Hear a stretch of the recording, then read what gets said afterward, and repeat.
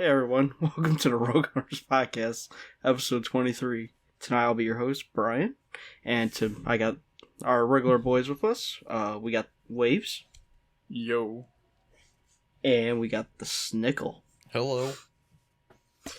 All our links to all our stuff is down below. Our Twitters, our PSN profiles, Twitch accounts, our YouTube channels, all below. Some of the topics tonight, we got Returnal Thoughts, Sony and Discord, and RE7. But before we get through all that, we would like to say thank you for the 100 subs. We finally hit it. Thank you everybody for all the support. Mm-hmm. And that means we gotta do Killzone, boys. Hell yeah, we do. Yeah, I gotta do double because I gotta do Mercenary as well. Oh, shit. So, go follow me Twitch because that's where we're gonna do it. Yes. You're gonna be using the PlayStation and TV for that? Yeah, hell yeah. You think I'm gonna play that on the PSP or the PS Vita? Well, I say PSP, man. My brain definitely broken. It's because if you do it on the PSP, I'll be really impressed. I think everyone the PSP. It's because the PSP store is closing later this year, so yeah, it's giving me depression. Not really. But yeah, for that, we'll be doing it on Snickel's stream. We haven't talked about a date yet, but it will be in the near future. I think we want to get one game done before we do that, but I'm not positive. Yeah. But let's start this podcast now. Games we've been playing. Waves, would you like to start it off?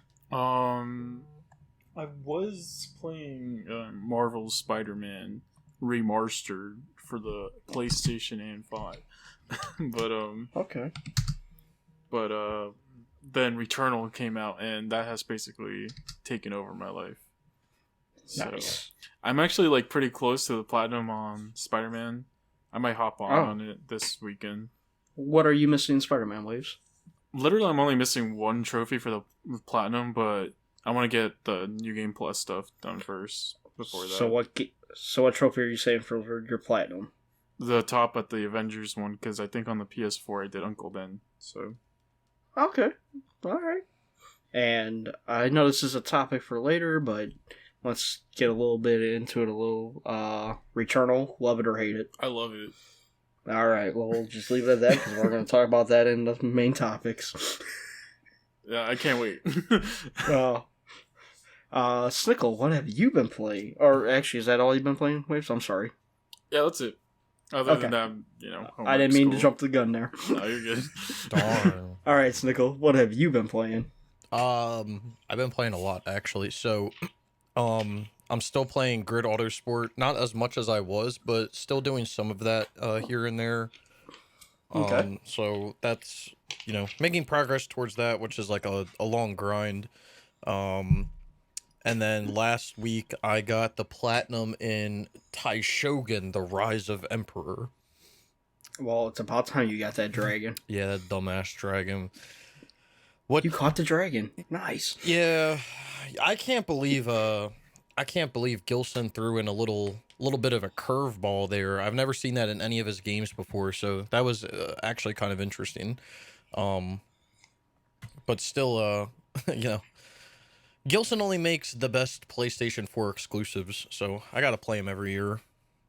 Gilson's games are the best PS4 exclusives. Yeah, if you guys aren't playing the PS4 exclusive Gilson games, then why even own a PlayStation 4?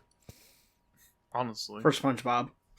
No. No, that's not a Gilson game, It's all about Gilson. No? I can't wait for that next gen Gilson game. Yeah, I mean, crazy.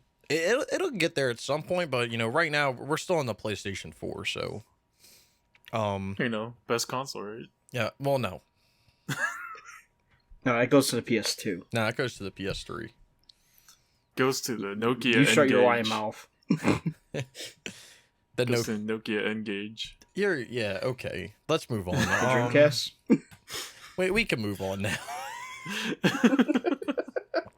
But yeah, I got the platinum in Taishogun, and then I also got the platinum in a big game, that being Gran Turismo 5. So nice. That's a legacy plat right there. That is a legacy plat. I am officially the slowest achiever, so that's cool.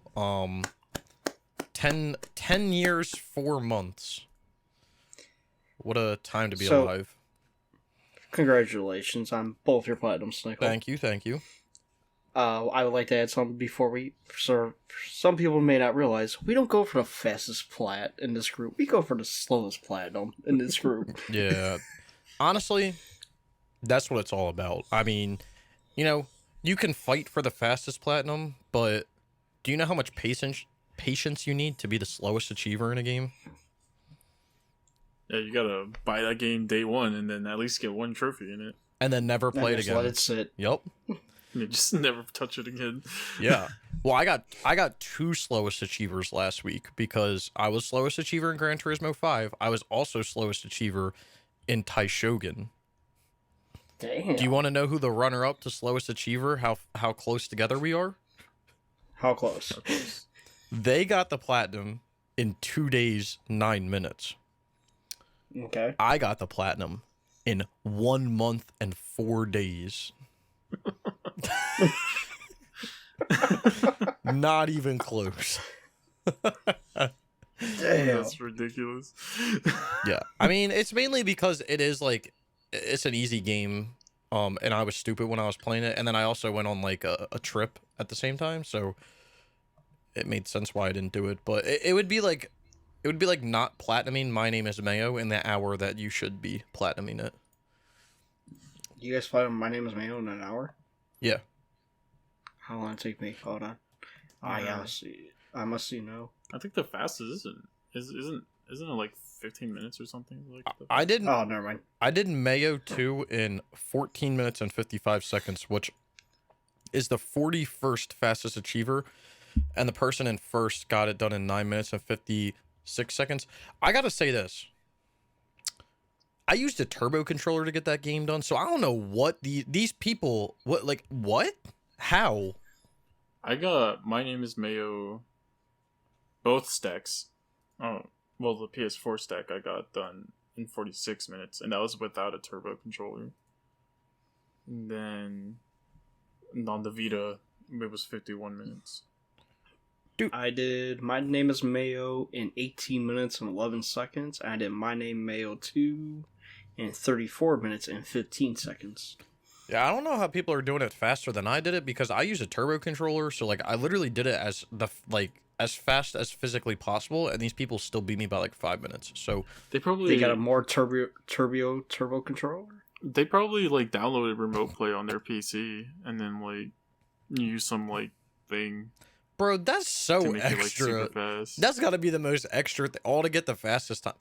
That's why. I mean, I don't know. Didn't you say some people did that before for another game? Yeah, people do that for I think it's Final Fantasy. It's not 7. Is it 10 maybe? Maybe. I don't know. There's one of them where you have to jump over the rope 500 times, and people do Remote Play, and use a bot to do it. But dude, that's why it's all about being the slowest achiever. You doing too much. You're doing too much trying to be the fastest achiever. Come on now. I got My Name is Mayo 2 in 30 minutes, and that's mostly because I thought it was breaking my PS5 when because the trophies weren't out yet. Isn't that the wildest thing? You bought a PS5 and the first game you ever played on it was My Name is Mayo 2. No, the first game was Miles Morales. My first game was Astro's Playroom. But you played Mayo 2 on a PlayStation 5. Yeah, man. Check out my 30-second video on my YouTube channel. Links down in the description below. Links down Leave a like and subscribe. Yeah, please help my friend Waves out. I can't wait for My Name is Mayo 3. Yeah, I'm looking forward to it. That's just going to be a PS5 game. Give it 4 years. It'll get here. That's just going to be on the PS5. I wonder what they're going to do with all the haptic feedback and adaptive triggers. They'll just make you tap the same button 10,000 times. Nothing new at all. But I think last podcast for Gran Turismo 5, if I'm not mistaken, I think I did the Red Bull events.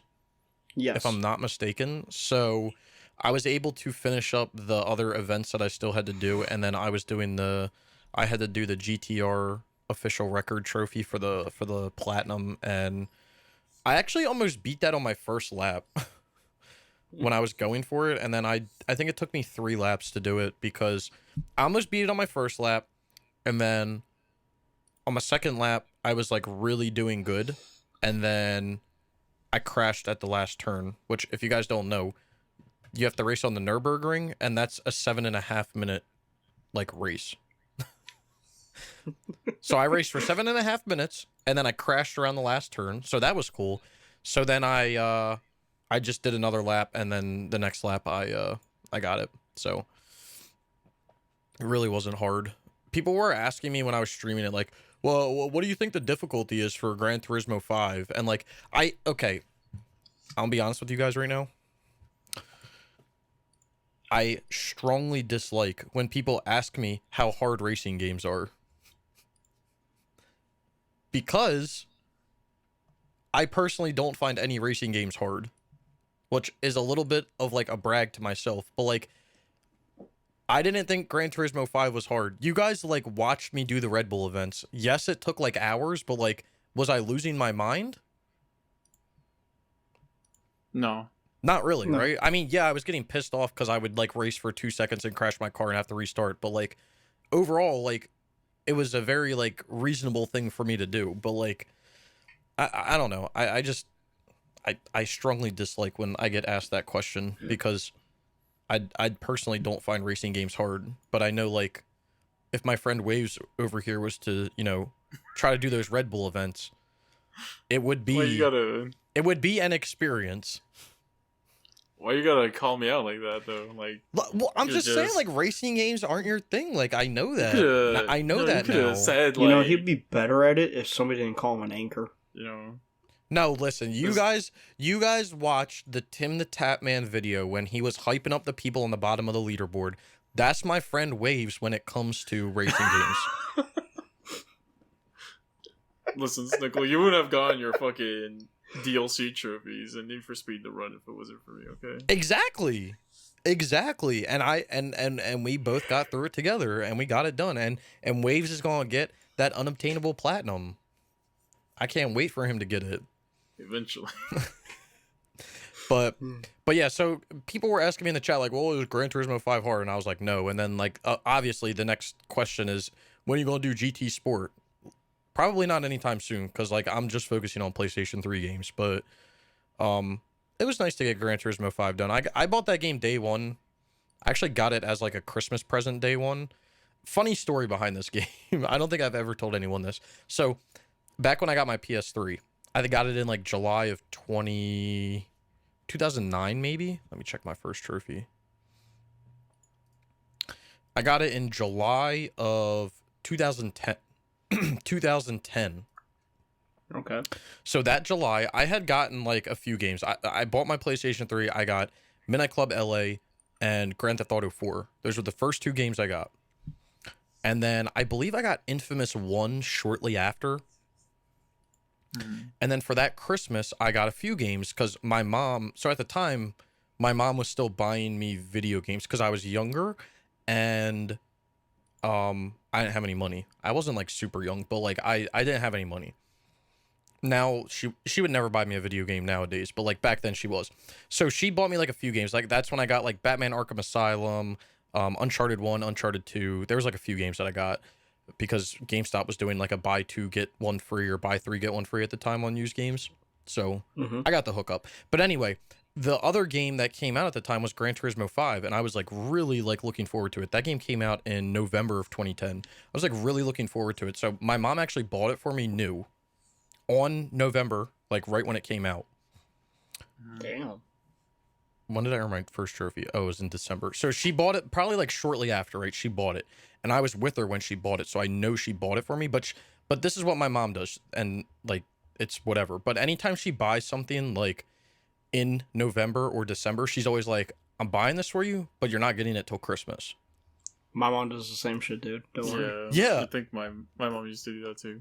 Yeah, which like I was fine with. I was like, nah, that's cool. But like I think at the time I didn't really have like too many games to play, and I was getting kind of bored, and I really wanted to play a racing game.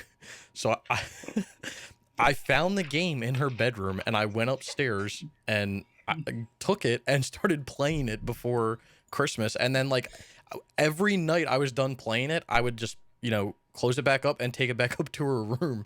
I didn't like reseal it because like she didn't pay attention to stuff like that. But like I would bring it down, play it, and then take it back upstairs, and bring it down, play it, and take it back upstairs. And then on Christmas I acted like I was like super surprised. But You know what you should have did? what? You should just put a different game disc in there.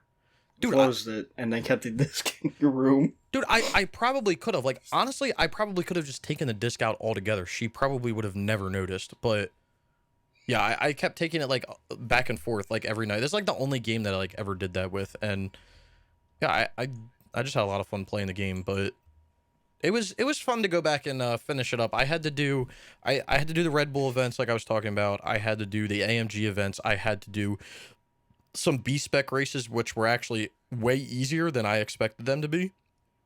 They only took some time, and then I had to do that GTR trophy, so it was nice to get it done. Nice. But other than those games, I also finished up the Watch Dogs 1 multiplayer on the PlayStation 3. Finally. Oh my god. You dug Gribby out of his cage. No. Finally... No, he came out on his own. And he asked me. So we did the base game stuff and the DLC stuff, so that's all done. The only thing that sucked is, I probably talked about this before, but you can't do the hacking or the what is it? It's hacking and tailing. You can't do the hacking and tailing trophies where you have to do it 10 times each on a friend. I don't. That's stupid. Oh, so they have to be like strangers? Yeah, I mean, I remember, I could have swore when I did this on the PlayStation 4 that you could do it on a friend, but I could be wrong because I may have like legitimately gotten it when I did it back on the PlayStation 4. I don't know, but so there's a trophy for getting tailed 5 times, which you can join a friend, but you can't use your friends for the other one, which is kind of stupid.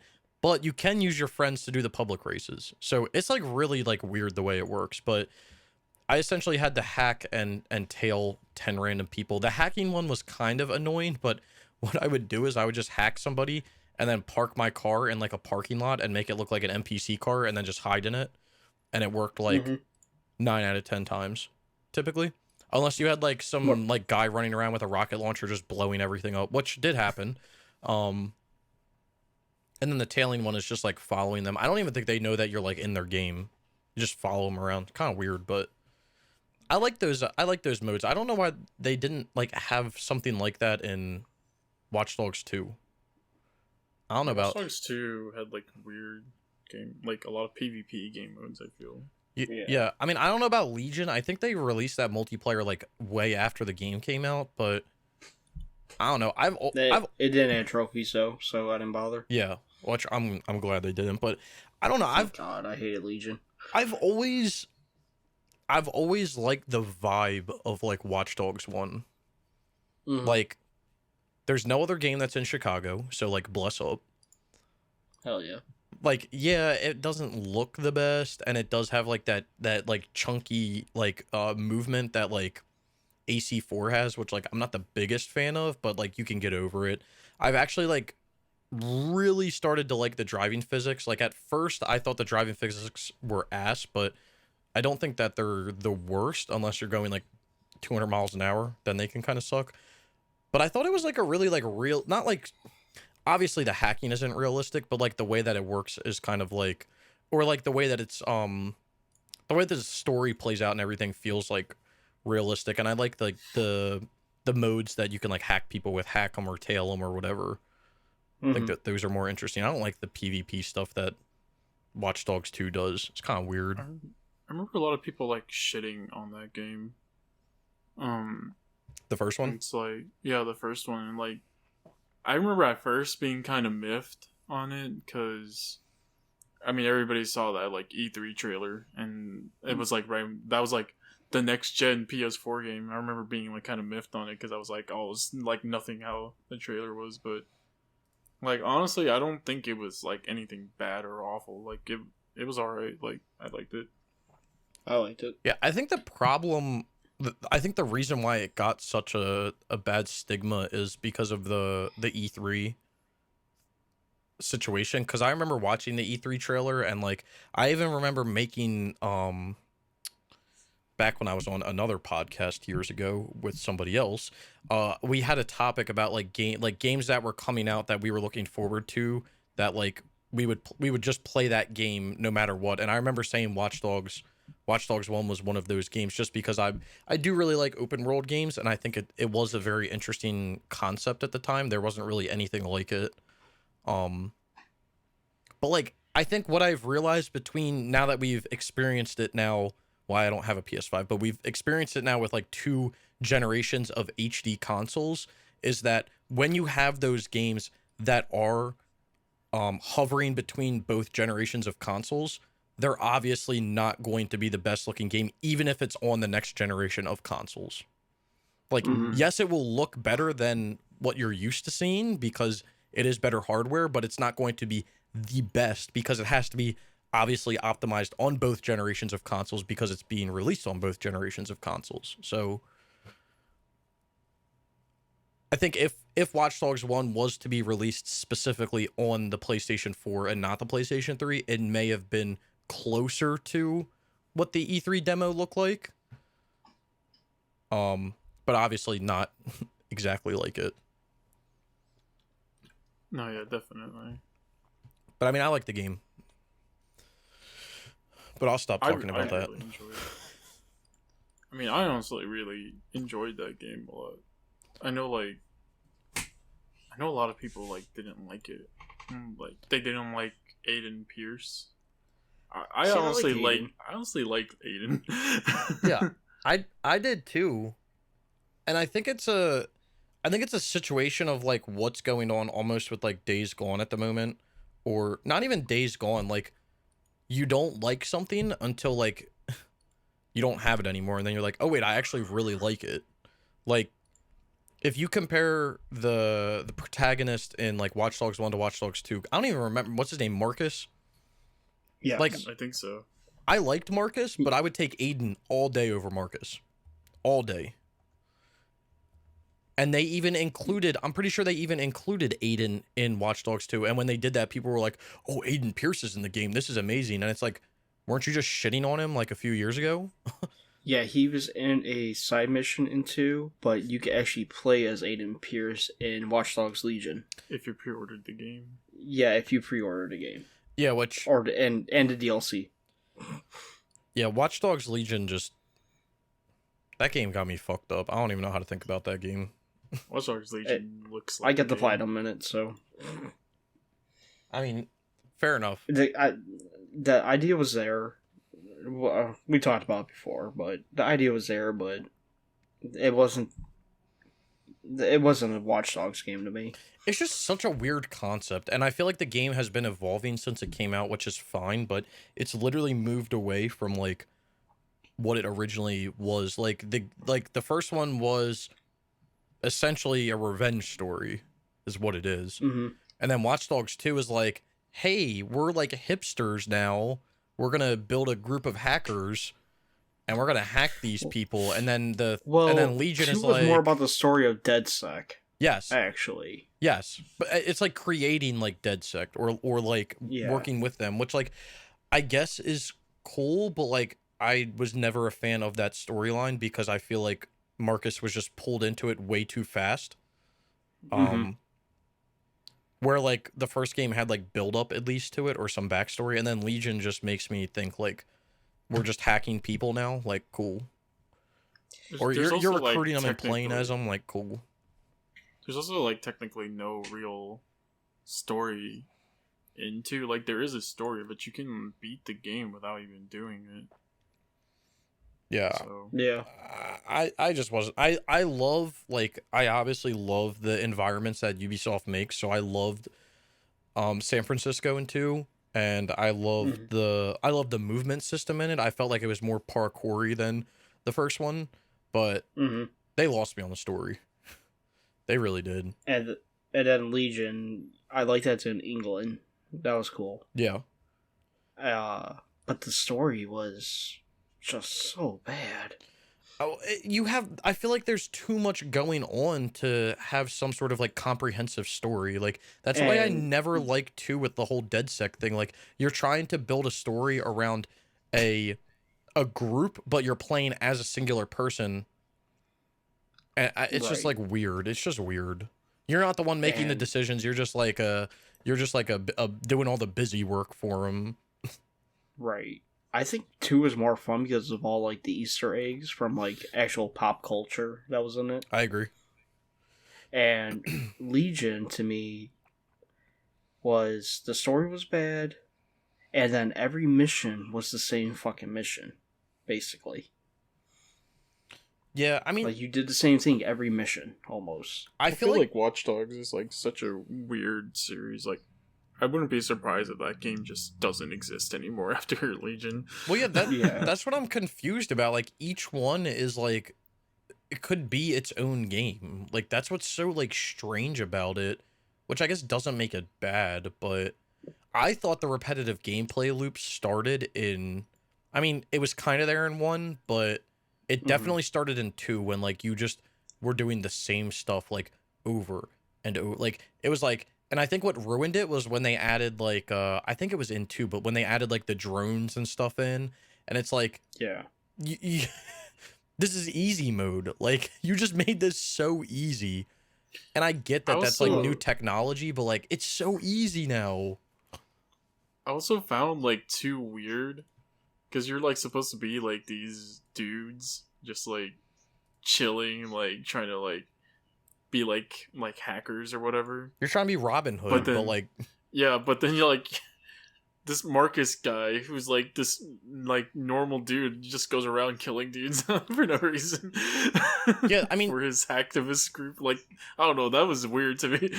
That is true. Like, I've always thought about that in games when, like, when you're, like, killing people. Like, when you're doing it, you're just like, But then when you actually think about it, it is, like, a good point. Like, oh, you signed up to, like... be basically Robin Hood, and you're just like murking people off now because that's what they told you to do. Like, oh, okay. The homie with the phone Aiden in his forearm told me to go murk this person, so that's what I'm gonna go do. Okay. Like with Aiden, it makes sense because you can already tell like he kind of has like a shady past or whatever. Right. But like with Marcus, he's just some dude from San Francisco. Yeah. I would have liked a Watch Dogs be like a prequel, but more of Aiden's upbringing, like how he learned everything. Yeah, I agree. They should have built more off of him. Like, they should have done a prequel. They should have done a sequel to him. Like, Ubisoft really been dropping the ball recently on like keeping like big like characters and building off of them. They're super into like making a game with one character and it doing good or okay, and then just moving straight on to somebody else. Bayek, yeah. Yeah. Assassin's Creed. I mean, like anything they put out, Far Cry, anything. I feel like Watch Dogs should have been like modern Assassin's Creed. Like, I think that's what they were going for in the first one. Like, that's what it feels like they were going for in the first one. Because the game, if you think about it, the first one is about like social stealth. You're supposed to be like socially, like you're supposed to be like socially in the crowd doing stuff, but you're supposed to be doing it discreetly, and you're supposed to be like part of. You're supposed to be within the people, just like how it was with like the earlier Assassin's Creeds. How you blend in with people. You want to get past this guard, you blend in. You want to do this, you want to get past. That was part of the game. Like, and it's not anymore, but like it was when it came out. And I feel like Watch Dogs 1 tried to do that and modernize it with like modern technology, and then Watch Dogs 2 was just like, yeah, we're just gonna go like balls to the wall, like drones, RC cars, like all this shit, and it's like. Now it's not even about, like, social stealth. It's, like, driving my RC car into this building and then blowing it up. Sounds like a good day. I mean, I guess it works. No. Watch Dogs is just a weird franchise. It's a weird now. franchise. It's a fun franchise, but it's a weird franchise. I don't know about fun anymore, but Well, 1 and 2 was fun. Yeah, 1 is like going back and playing it. Like I know why I liked it so much, but at the same time, I do remember like stupid things like the which I am paying attention to now that I'm playing, but the stupid like songs that you have to get as you play through the game. oh yeah. my god, yeah. Yeah, so like Oh, things like that I'm paying attention to. I don't really care about the social lubricant trophy because is that the drinking one? yeah, I think they put a Everybody patch said out that that made was it hard. easier. Yeah. I was gonna say everybody said that was hard, but I think I did it before the patch, and honestly, it wasn't. No, It's not that bad. listen, we'll probably talk about this later in the podcast, but people complain about how stuff is hard all the time, and it ain't hard. Yeah. But yeah, so I'm done Watch Dogs 1 on the PlayStation 3. I may go back, you know, at some point I may finish it up. It's probably going to be the type of game where like I'm going to get through a majority of my PS3 games and then be like, okay, now I want to do it because it's something I've already done. So it's not on like the top of my priority to play because I've already experienced it, but you know, maybe at some point I'll go back and play it. Okay. I don't know how soon, but yeah, I did that, and then I've been after I got the Gran Turismo 5 platinum on stream, I started to work towards MLB 17 the show. Since I'm technically done all the online, I just have to do some things to clean up everything else. So I was working towards that, and I was working on that tonight. So I'm hoping I will get that platinum by possibly tomorrow, being Thursday night, depending when this podcast goes up. But Thursday night, I'll probably stream for a little bit, and that'll be something that I finish up because I only have like 4 or 5 more trophies to get it done. Okay. And then Brian and I can move on to the next one. Hell yeah. MLB the Show next one. 18. Yeah, I'm looking forward to it. I've been really enjoying playing 17, even though I feel like I've been playing it a lot. I've really been enjoying it. Yeah, same. Like I miss baseball games. Oh, they're just relaxing after a long day of work. They really are. Even though I think I have my sliders like on the lowest settings for everything, which I don't give a shit about. Like I don't care. It's just so satisfying to play them. Like right before the podcast started, I was going for a trophy, and I think I won like 27-0 or something like that. It was just so 28. much fun to just like mash people around. So It's honestly crazy, like how many baseball games there isn't like that aren't around anymore. Because I feel like they were kind of like were everywhere before, but now it's like basically only the show. I know you guys found like RIB baseball or whatever, but like it's only like the show pretty much. Like honestly, it blows my mind with a lot of sports games that they're not like capitalized on more, and I don't know if it's because like I can't think that MLB wouldn't want to make more money unless there's something going on between like Sony and them, which we've speculated before that there probably isn't. But yeah, there used to be 3 big franchises of baseball games. There was the EA had a franchise up till I think 2005 or 2006. Right. And then 2K had a franchise up until I think 2012 or 2013. I think 2012. I would say 2013 probably. Yeah, there was like 2012. there was yeah. an MLB 2K. Actually, let me look it up because we can look at the trophies. MLB 2K. There's a 2K MLB franchise up until 12. It looks like. So up until 2013. So there was a 2K MLB game up until 2013, which is kind of weird. So basically up until the PS3 died. And then there's been the show since I think 2001 maybe. Or no, 2006. I think it came out, but it was named something else before then, but it was officially the show in 2006. Okay. But I think the same thing, Waves, about like other like franchises, why there aren't more of them. Like why is like golf games, like I feel like fell off the face of the earth until like Golf Club came out. Yeah, I was just about to say that. Like there was the Tiger Woods golf games had been out. They were releasing an annual game every year for over 10 years. And obviously, the obvious thing is that they stopped making them because around the time they stopped making them, Tiger Woods had a awful fallout and he had awful things happen to him. But like, why didn't they just rebrand the game? Or why didn't they just... It's not like because he did bad things that it wouldn't pull people in.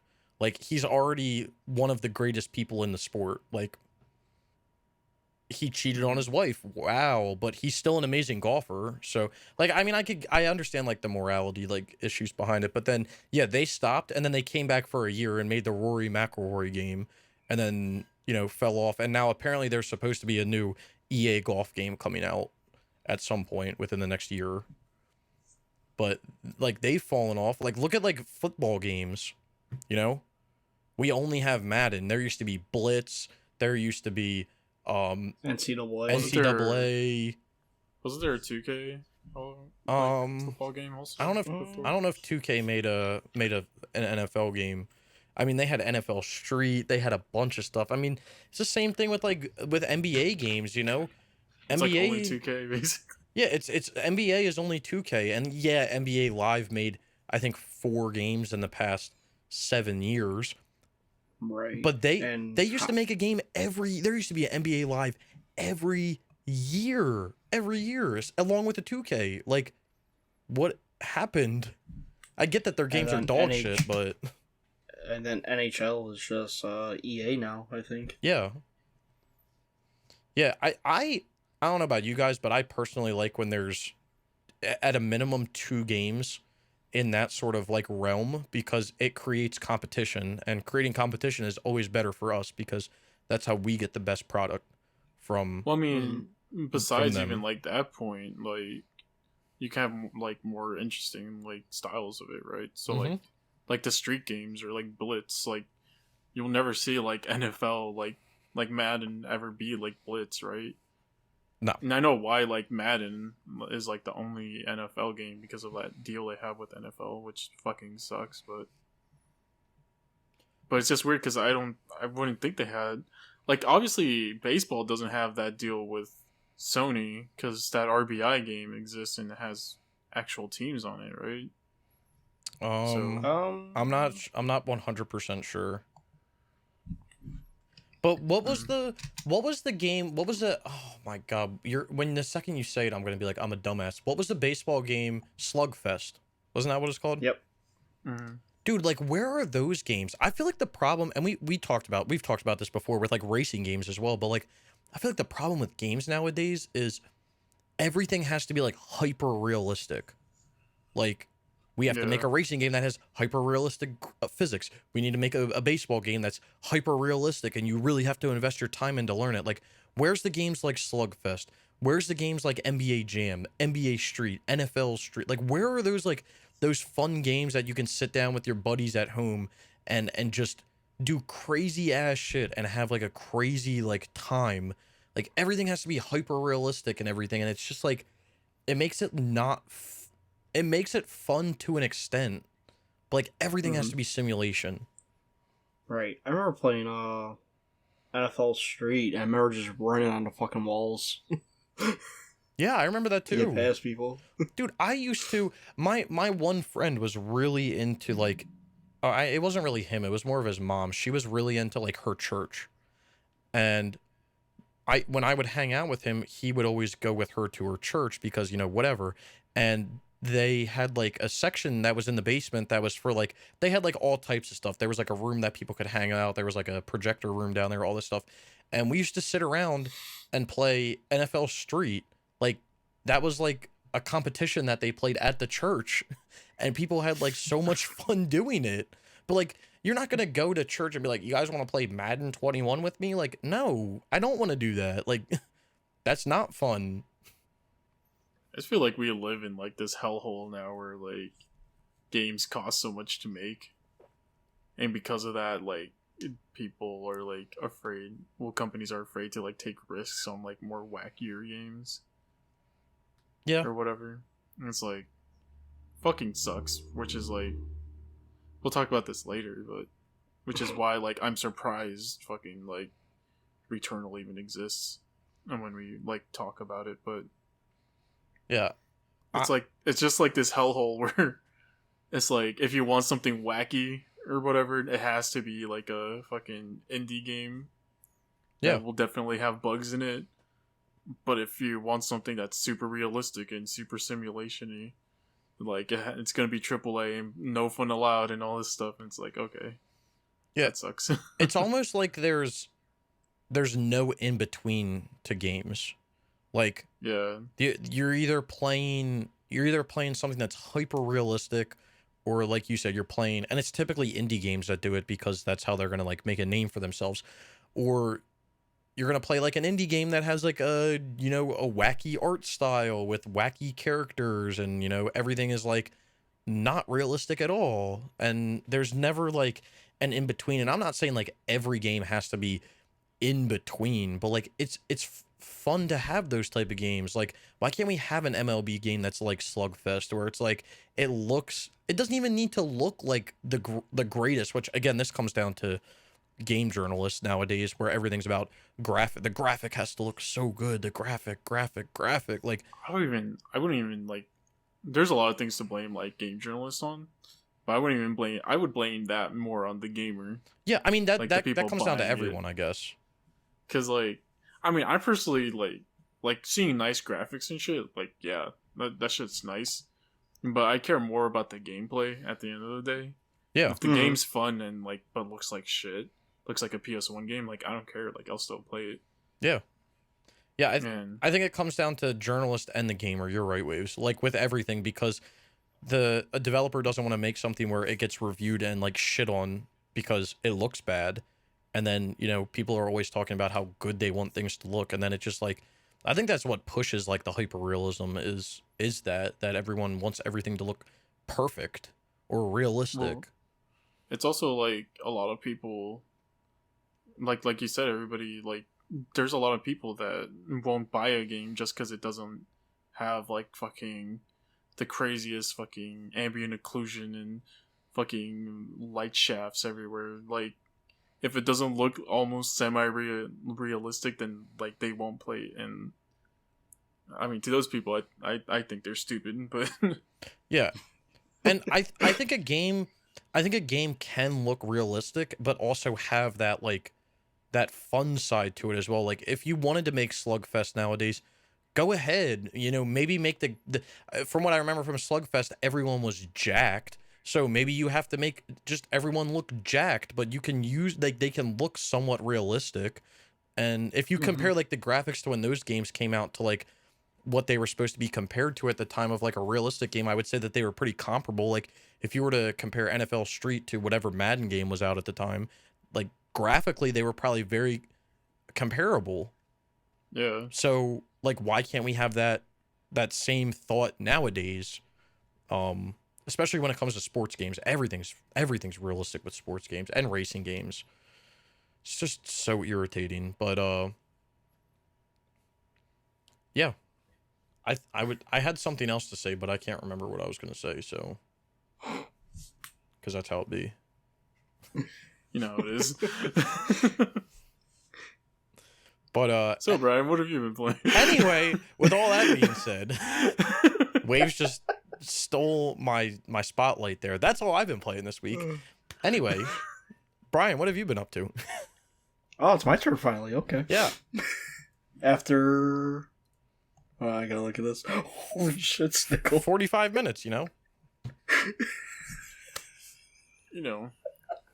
What we gotta cut them off at sometimes now. What do you? We all get enthralled. We all get enthralled in the conversation. That's true. Yeah, that's fine. I've been working on 4 games this last week. I got the platinum in MLB The Show 21. Nice. I am number 69 to platinum it on PSMP, so I just want to stick with that one. I got the platinum in Untitled Goose Game. Nice.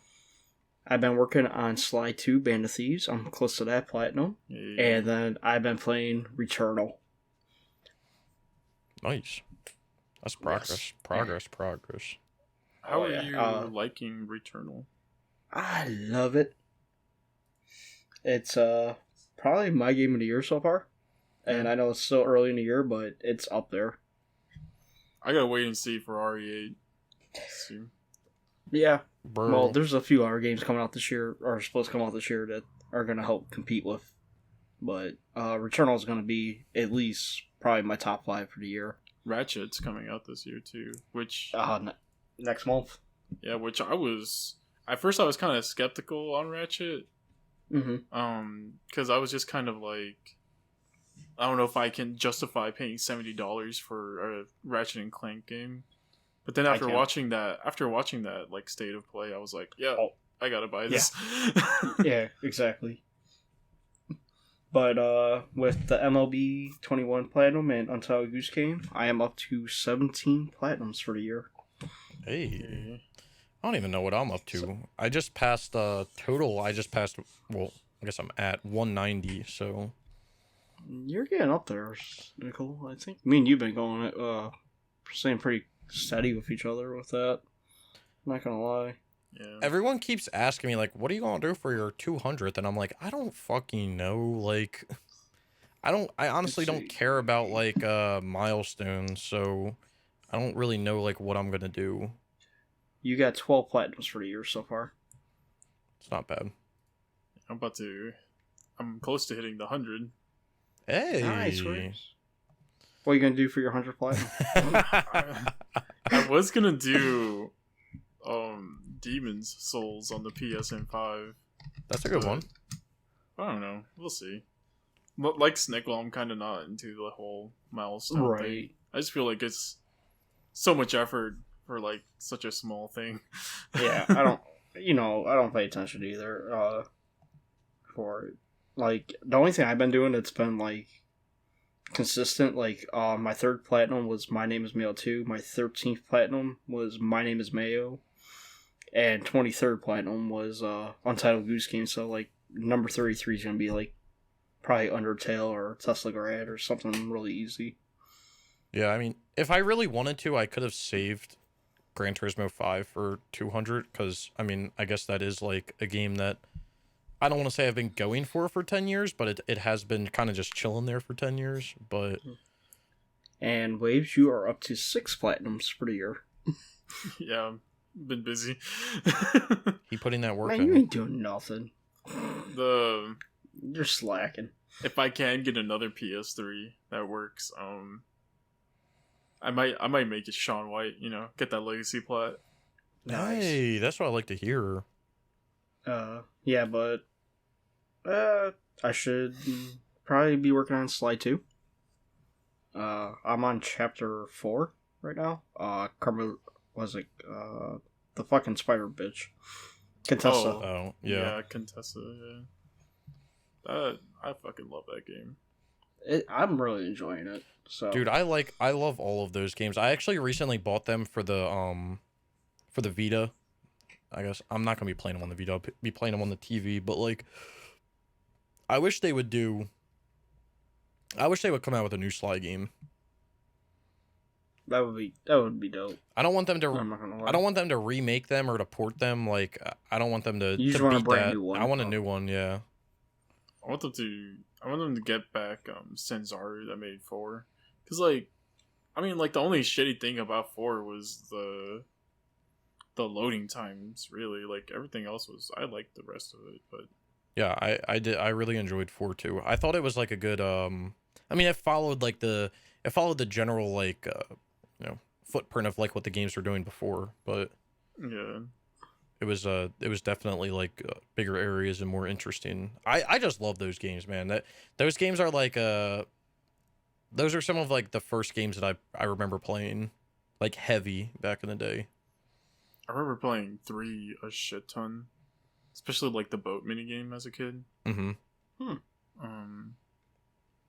I feel like Sly, like out of like all the PS2 mascots, was kind of like underrated. What? Compared to like Jack and Daxter, yeah, and Ratchet. I feel like he's I mean I would say like him and like Ratchet or not Ratchet Jack have been like, I don't want to say they're underrated, but I feel like they've been neglected for like honestly no reason. Like, it's not like they sold bad or anything. Well, I mean, Right. They like got a they just. following. I mean, they just wanted to make different things. You know, like I'm honestly surprised that Insomniac is still making Ratchet and Clank, but I mean that just shows how much they love making those games. Honestly, Yeah. Mm-hmm. like some studios just want to like leave it in the past and then make something new. And Yeah. then like honestly, like I don't like fucking Sucker Punch is still kind of the same people. So like if they were to make another Sly games, like I'd be completely fine with it. But Naughty Dog is basically like a completely new studio at this point. Yeah. Compared Yeah, to that's Naughty true. Dog back then. It's like I don't know if like we should really want them. Like most of like the older people there like started on Jack 3. Like anyone that was there like during Jack 1 or 2 or even like the Crash Bandicoot days are like basically gone now. Yeah. Yeah. Yeah.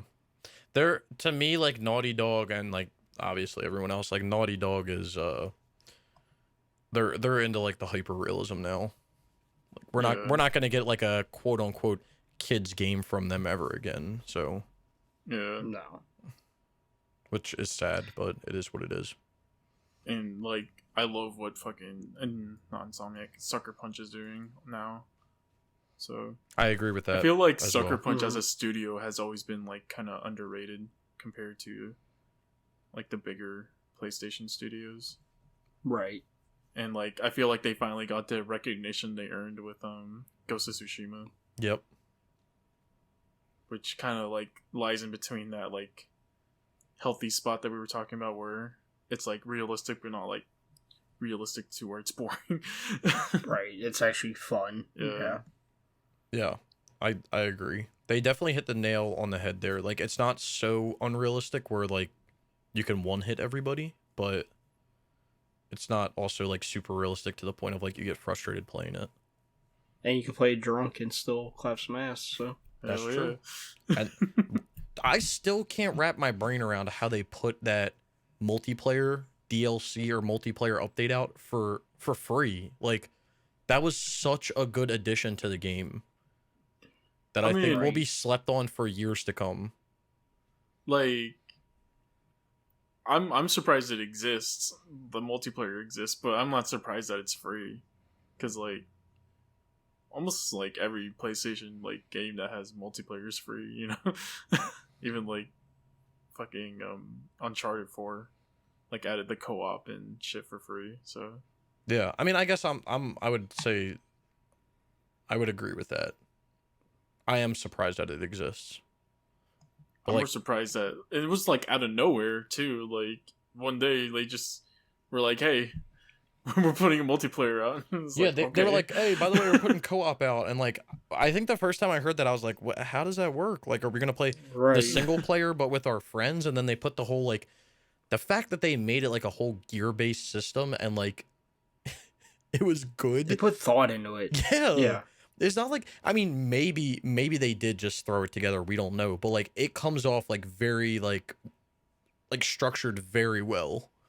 And it runs so smoothly. Yeah. It also like just doesn't take away like stuff from like the single player, like the whole like And- slow motion after like fucking what's it called, Perfect parries. a perfect Mhm. parry and like a perfect dodge and all that, like all Mhm. that stuff that you'd expect from like the single player is still there. Yeah. Like I And- know The raid was just phenomenal. It was challenging, but yet it made it worthwhile. Yeah. no yeah the raid was amazing. I think I would do it again. I think I said at the time I wouldn't do it again, but I feel like I feel like I would enjoy it again. I feel like I would do everything but like the second part again. The ending of the second part, yeah, I would agree with that. Yeah. Cause that second part was That took Man, us that took us all night. oh, my brain started hurting after a while on that second part.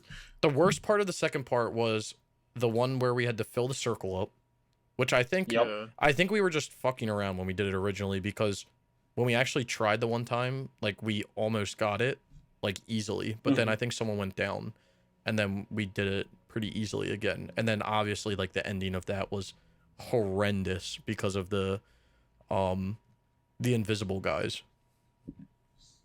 Yeah. invisible enemies. But I just I am surprised that that mode exists. I would have loved to see, honestly, I would have loved to see that as like its own game, like almost like a FF15 Comrades like type of thing, where it's like its own game.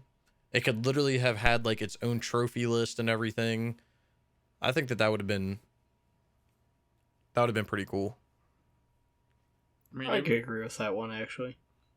I think it would be cool if like Sony just had like more multiplayer games are only available on like PlayStation. Mm-hmm. I feel agree. Like that's like the thing that they're missing.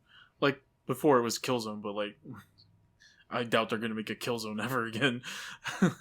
So Well, I think the things that work are like not necessarily the PvP side of stuff, but more like the PvE aspect of like games, because I feel like there are games where they could incorporate that and they don't, because those PvE games, they give you like a reason to play them, but then there's also a reason to like play with friends as well. Like if Ghost of Tsushima was just the Legends mode was just PvP, like I probably would not have even touched that. But it was fun to play the PvE. It was fun to play with everybody. Like that was fun. All of that was fun. yeah. I think Brian and I were talking about this like earlier this week, like not that many games have like co-op modes anymore. And Yeah, like, that because kinda we're talking sucks. about Returnal.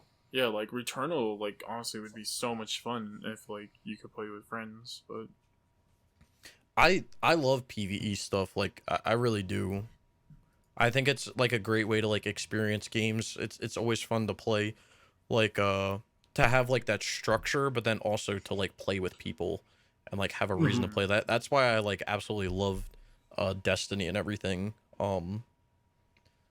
But I also like the aspect of like dropping in and dropping out whenever you want to as well.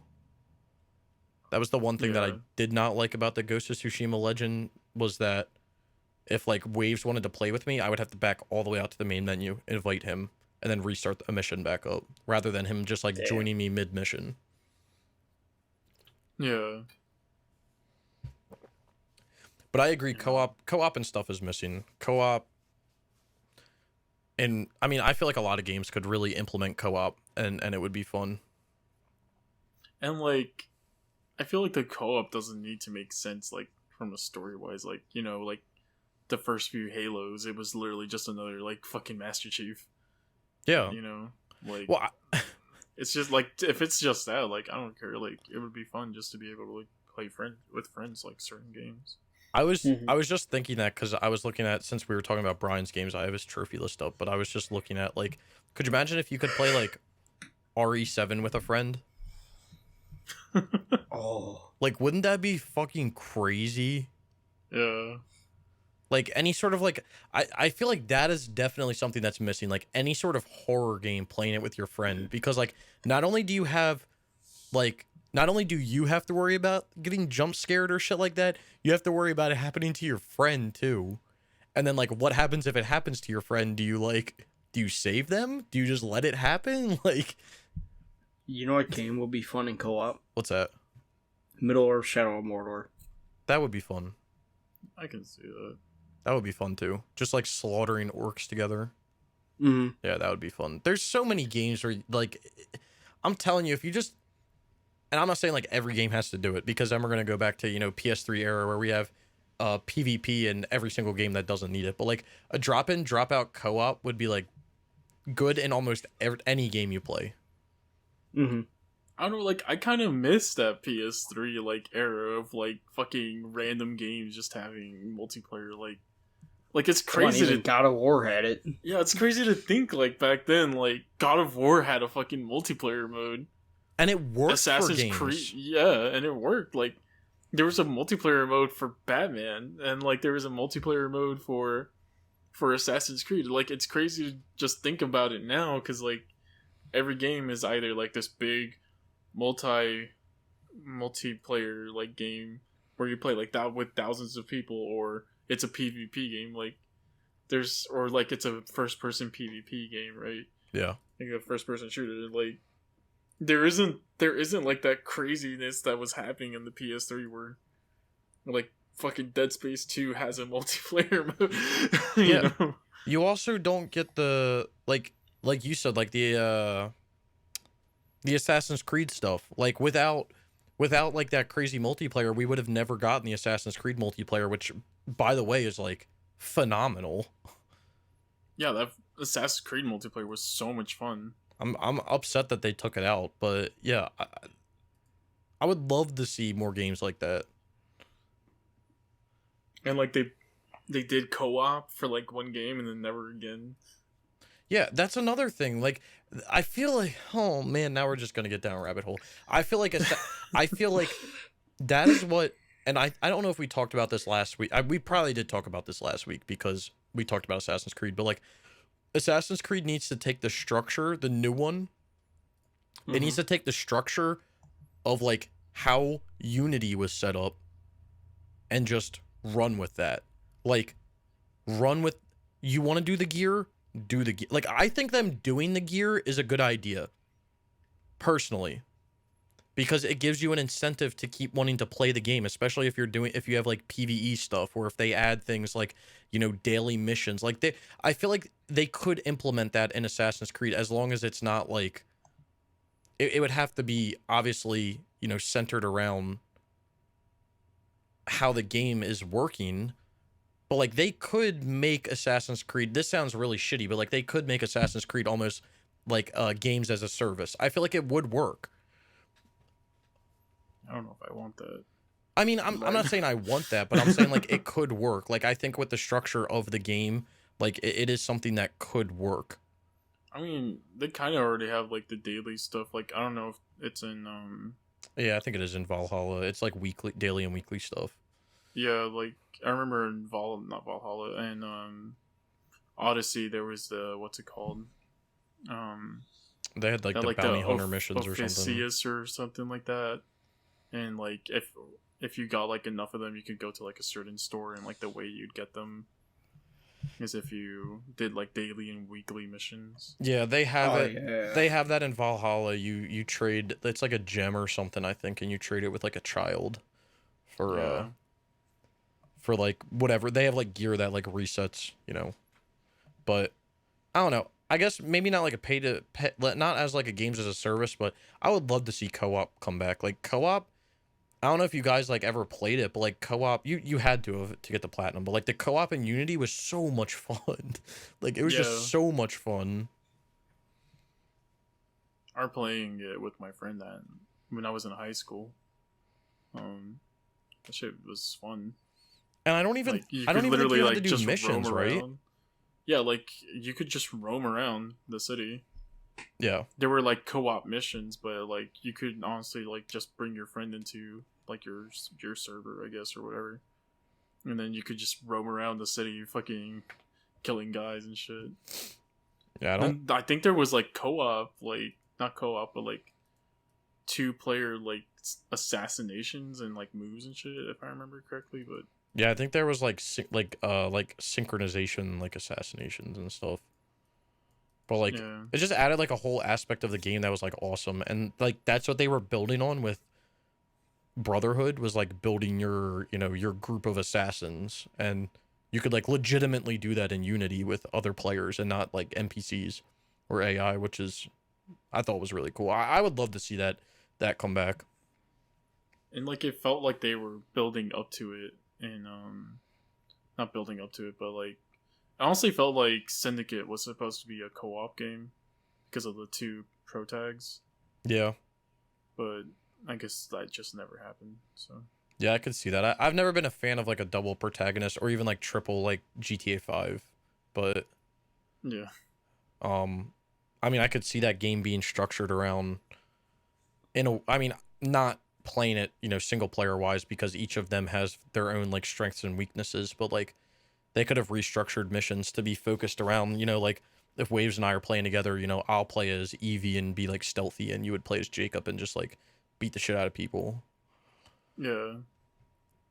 But yeah, Welcome. they welcome they to took the Assassin's Creed they took the poor podcast. sales of Unity and you know, then they were like, we got to make a whole new game now. So They were like, yes, we sold this game that didn't run good.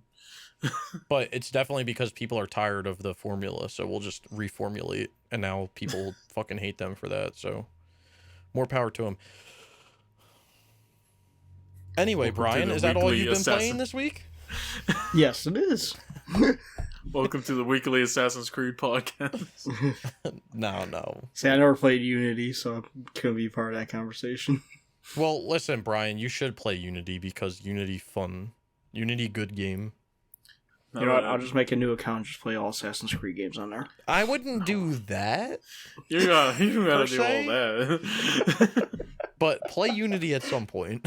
None of the multiplayers have gone down, you know, so... Dude, the funniest thing I remember about Unity playing it in co-op was like if you were doing a co-op mission and someone left, it would do that bullshit. It'd be like host migration, and then it would take like 2 minutes to replay or like for the mission to like come back, like an old Call of Duty game.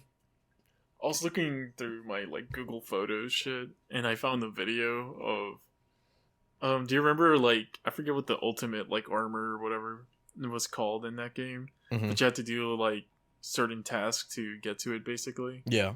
And it was one of them was to climb on this thing where there's like gas being shot out of the things that you climb on. Yeah, I made a Twitter video like a few years ago when I went back for the platinum when I got stuck on that shit. Yeah, I found my video where I got stuck on it. Let me see if I can find this thing. I'm gonna send it to you guys. I think I already sent it to you guys before, but I made like a whole like at the time the big thing going on was like the Running Man shit. Oh yeah, I remember that. And I made like a Running Man video of it because it was just a big thing going on at the time. Hold on, I'm trying to find it. But yeah, I got stuck on that gas so many times. Like that was the dumbest thing ever. Like it's crazy to think how broken that game was when it came out.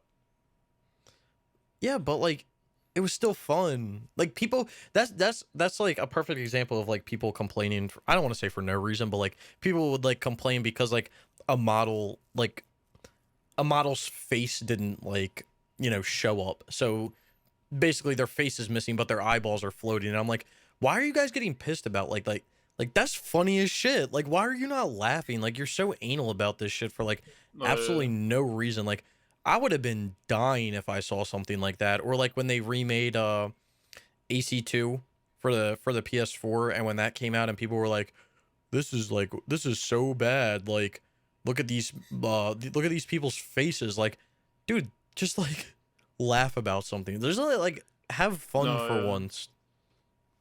No, yeah, like it was funny. Like there was certainly funny stuff, but I remember having like game breaking shit like also, so. All right, I found my thing. Hold on, I gotta. Oh come on! I remember like one of the things that happened to me was I was just standing in the world basically, and then the game just started going like that, and then like fucking broke. So yeah, I mean, I totally get the game breaking stuff. Like you don't want that to happen.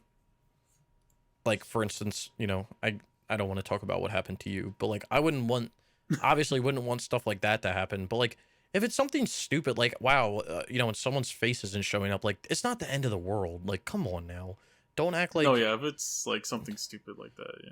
Yeah, don't. Wasn't like Enemy Front where my character had like just black eyes? Yeah, boosting it. Yeah, I sent you guys a screenshot tonight of MLB 17 the show after I finished the game up, and the guy's like face is like his model looks like it was made out of clay by like a 5th grader, and it's just like that's funny. It really did. Like that's funny. Like okay, you paid $60 for this game when it came out. Like I guess you could be a little mad, but like I thought it was funny. I don't know. And it's funny because of the guy's name too. So yeah, I think it comes down to, which we were talking about it before with the realism, is like, it just comes down to like when stuff like that happens, just like everybody complains and then it ruins a game for like no reason. Like, Yeah. in all reality, like I played Assassin's Creed Unity all the way through.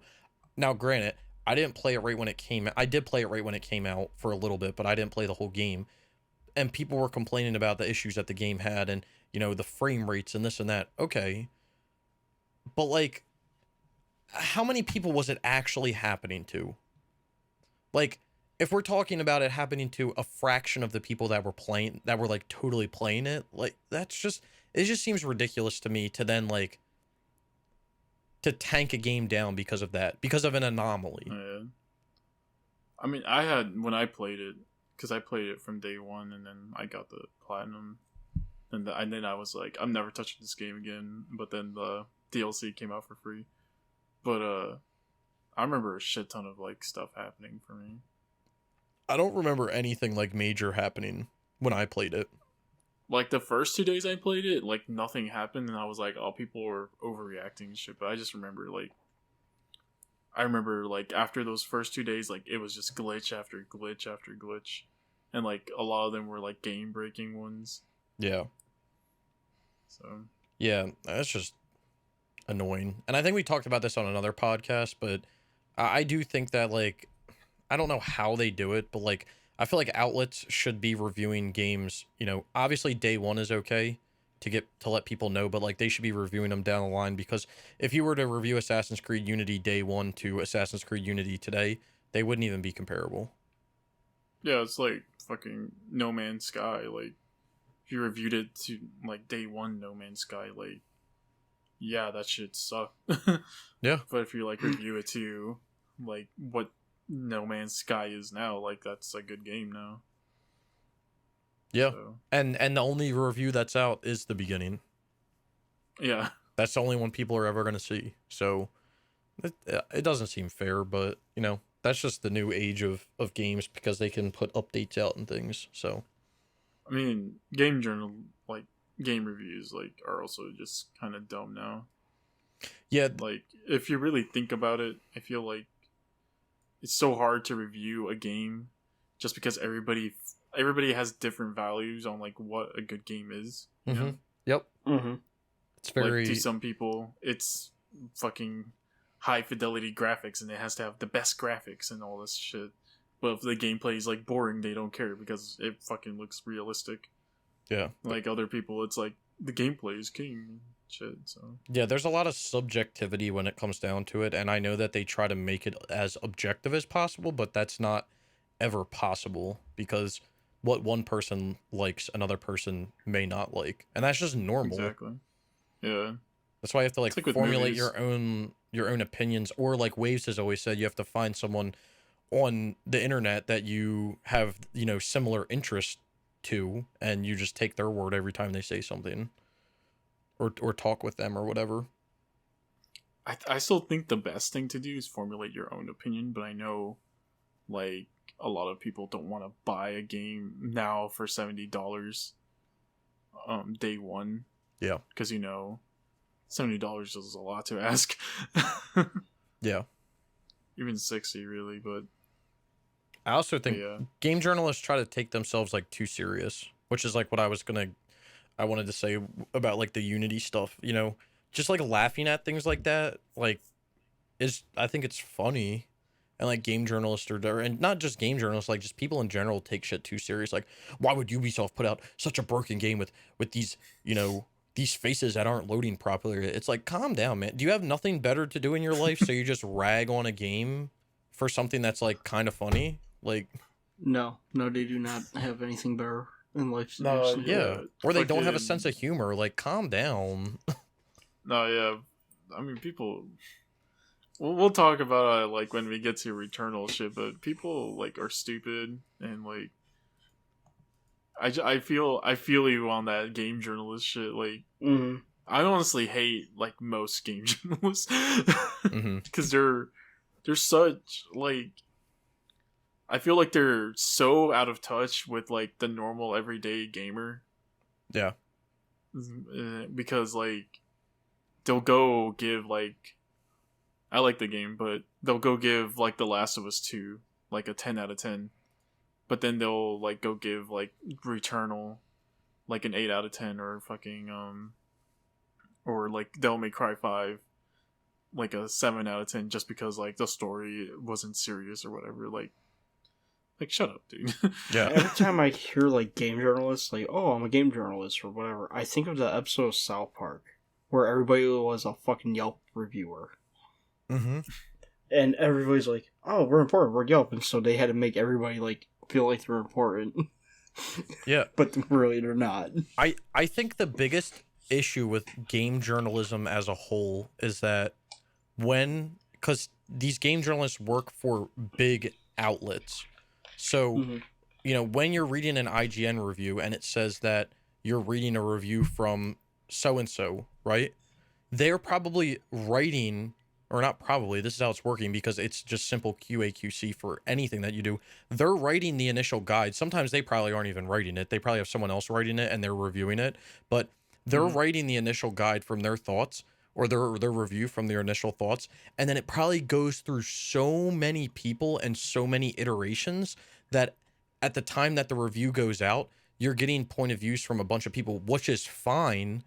But like Waves always says, if you follow just one singular person that has the same views on you as a game, when they say something, you know that it's not going to be sieved through a dozen other people before that information's put out there. Compared to like if someone was to review a game and say like I don't like this feature, and then 5 other people were to be like, well, I did like that feature, then that part of the review could be cut out of it because majority overruled that they liked it, and since it's coming from a big outlet, maybe that's just how their QA/QC process works, Yeah, it's like with Returnal right now. Like if you don't like these like roguelike, like these rogue type games, like you shouldn't be buying this. Yeah. Right. So. Right. Like this is my first roguelike game, and I'm fucking loving it. So. And it's like, I don't know. Like it's like when you go to IGN or GameSpot or whatever fucking other ones there are, it's just like you also just go into a lottery basically. Yeah. Do you have to like you have to take into account like the people who wrote it, and then like Snickel said, it's gonna go through a shit ton of editors before it actually even goes out. So like probably what the writer wrote won't be what they had in mind to begin with. And so like, and then like the whole thing also is the number at the end. I feel like the number at the end is so stupid. I agree. Because if you want me to be honest, I've had more fun playing like 7 out of 10 games than like 10 out of 10 games most of the time. Yeah. Like fucking I think Devil May Cry 5 got like an 8 out of 10 from IGN or something like that. I had way more fun playing that than The Last of Us 2.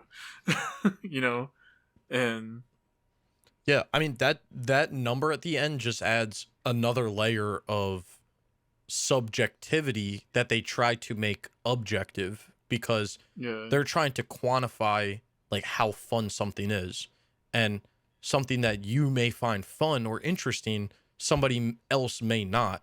So it's almost like you're adding points to something when someone else would take points away. Like I know it's like it's going off the rails a little bit, but I always talk about this because it was the funniest IGN review when they gave minus points because a game had too much water. Yeah. And I was like, bro, I would give a game extra points for having water. Like water is like such an interesting thing to like have in a game, and I don't think you can ever have too much of it. Like, come on now.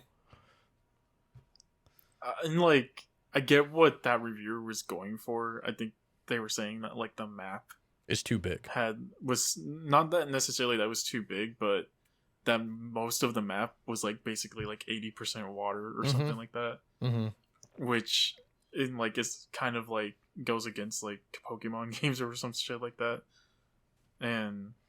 But like just like there's like that stupid meme where fucking too much water then there's like other stuff where they'll make fun of like a game that's like too Japanesey or whatever is what I've heard one time. Yeah. What's up?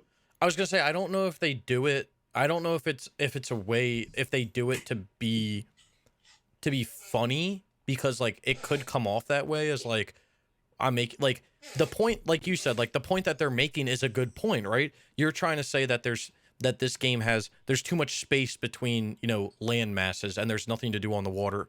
Therefore, there's too much water. Like you're trying to be funny with it, but like if you're trying to be a serious person when it comes to reviewing games, like you can't be funny when you want to and serious when you want to. Like you have to pick one or the other, because then when you want to be serious, people may think you're funny, and when you're trying to be funny, people might think you're being serious. So like you can't like have the best of both worlds. Yeah. Definitely. But I just hate reviews. Yeah. I don't pay attention to them. I refuse to pay attention to them because it's just that person's opinion.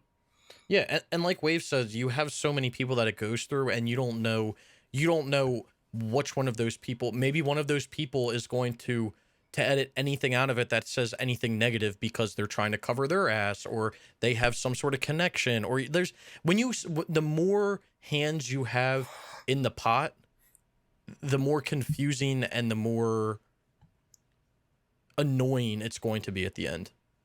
Mm-hmm. Yeah, and then there's Snickel hit onto like a great point actually. There's blacklisting in the games industry also. Like you guys probably know him, Colin Moriarty. Mm-hmm. Mm-hmm. He's blacklisted from Sony, so he doesn't get review copies early or anything like that. Probably so like because he was honest about a review, and they were like, "Yeah, we don't like that."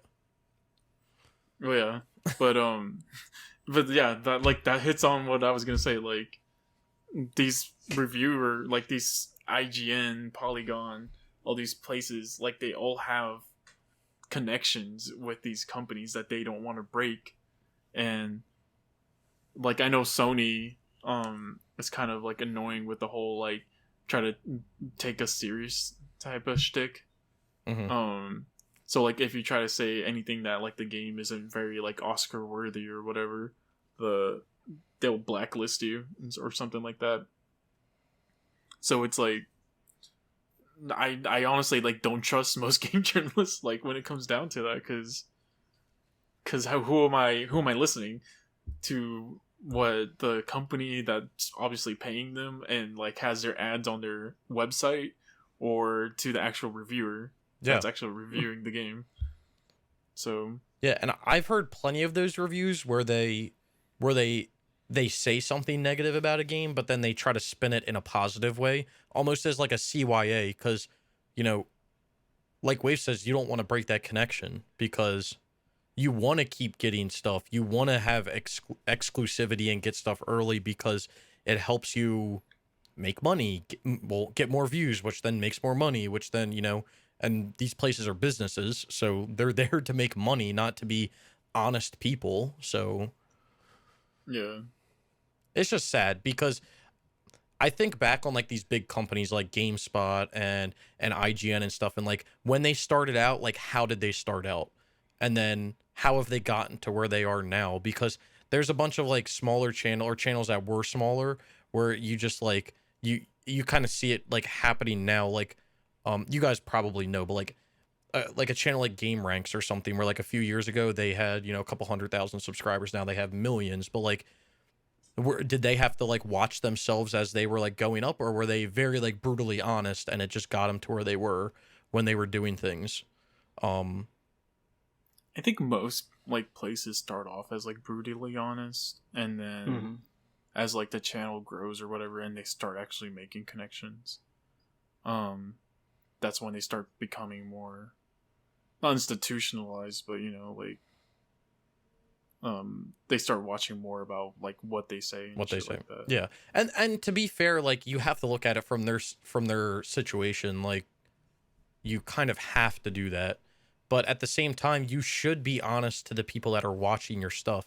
I think when it comes down to it, if you were to get a review copy of a game and you were to not enjoy it and you were to put a review out that roasted the game, I think before you put the review out, you should at least have the courtesy to respond to that company and let them know what your concerns are before you release an honest review, because it's almost like a blind side, because you have to figure these companies are putting their heart and soul into these games.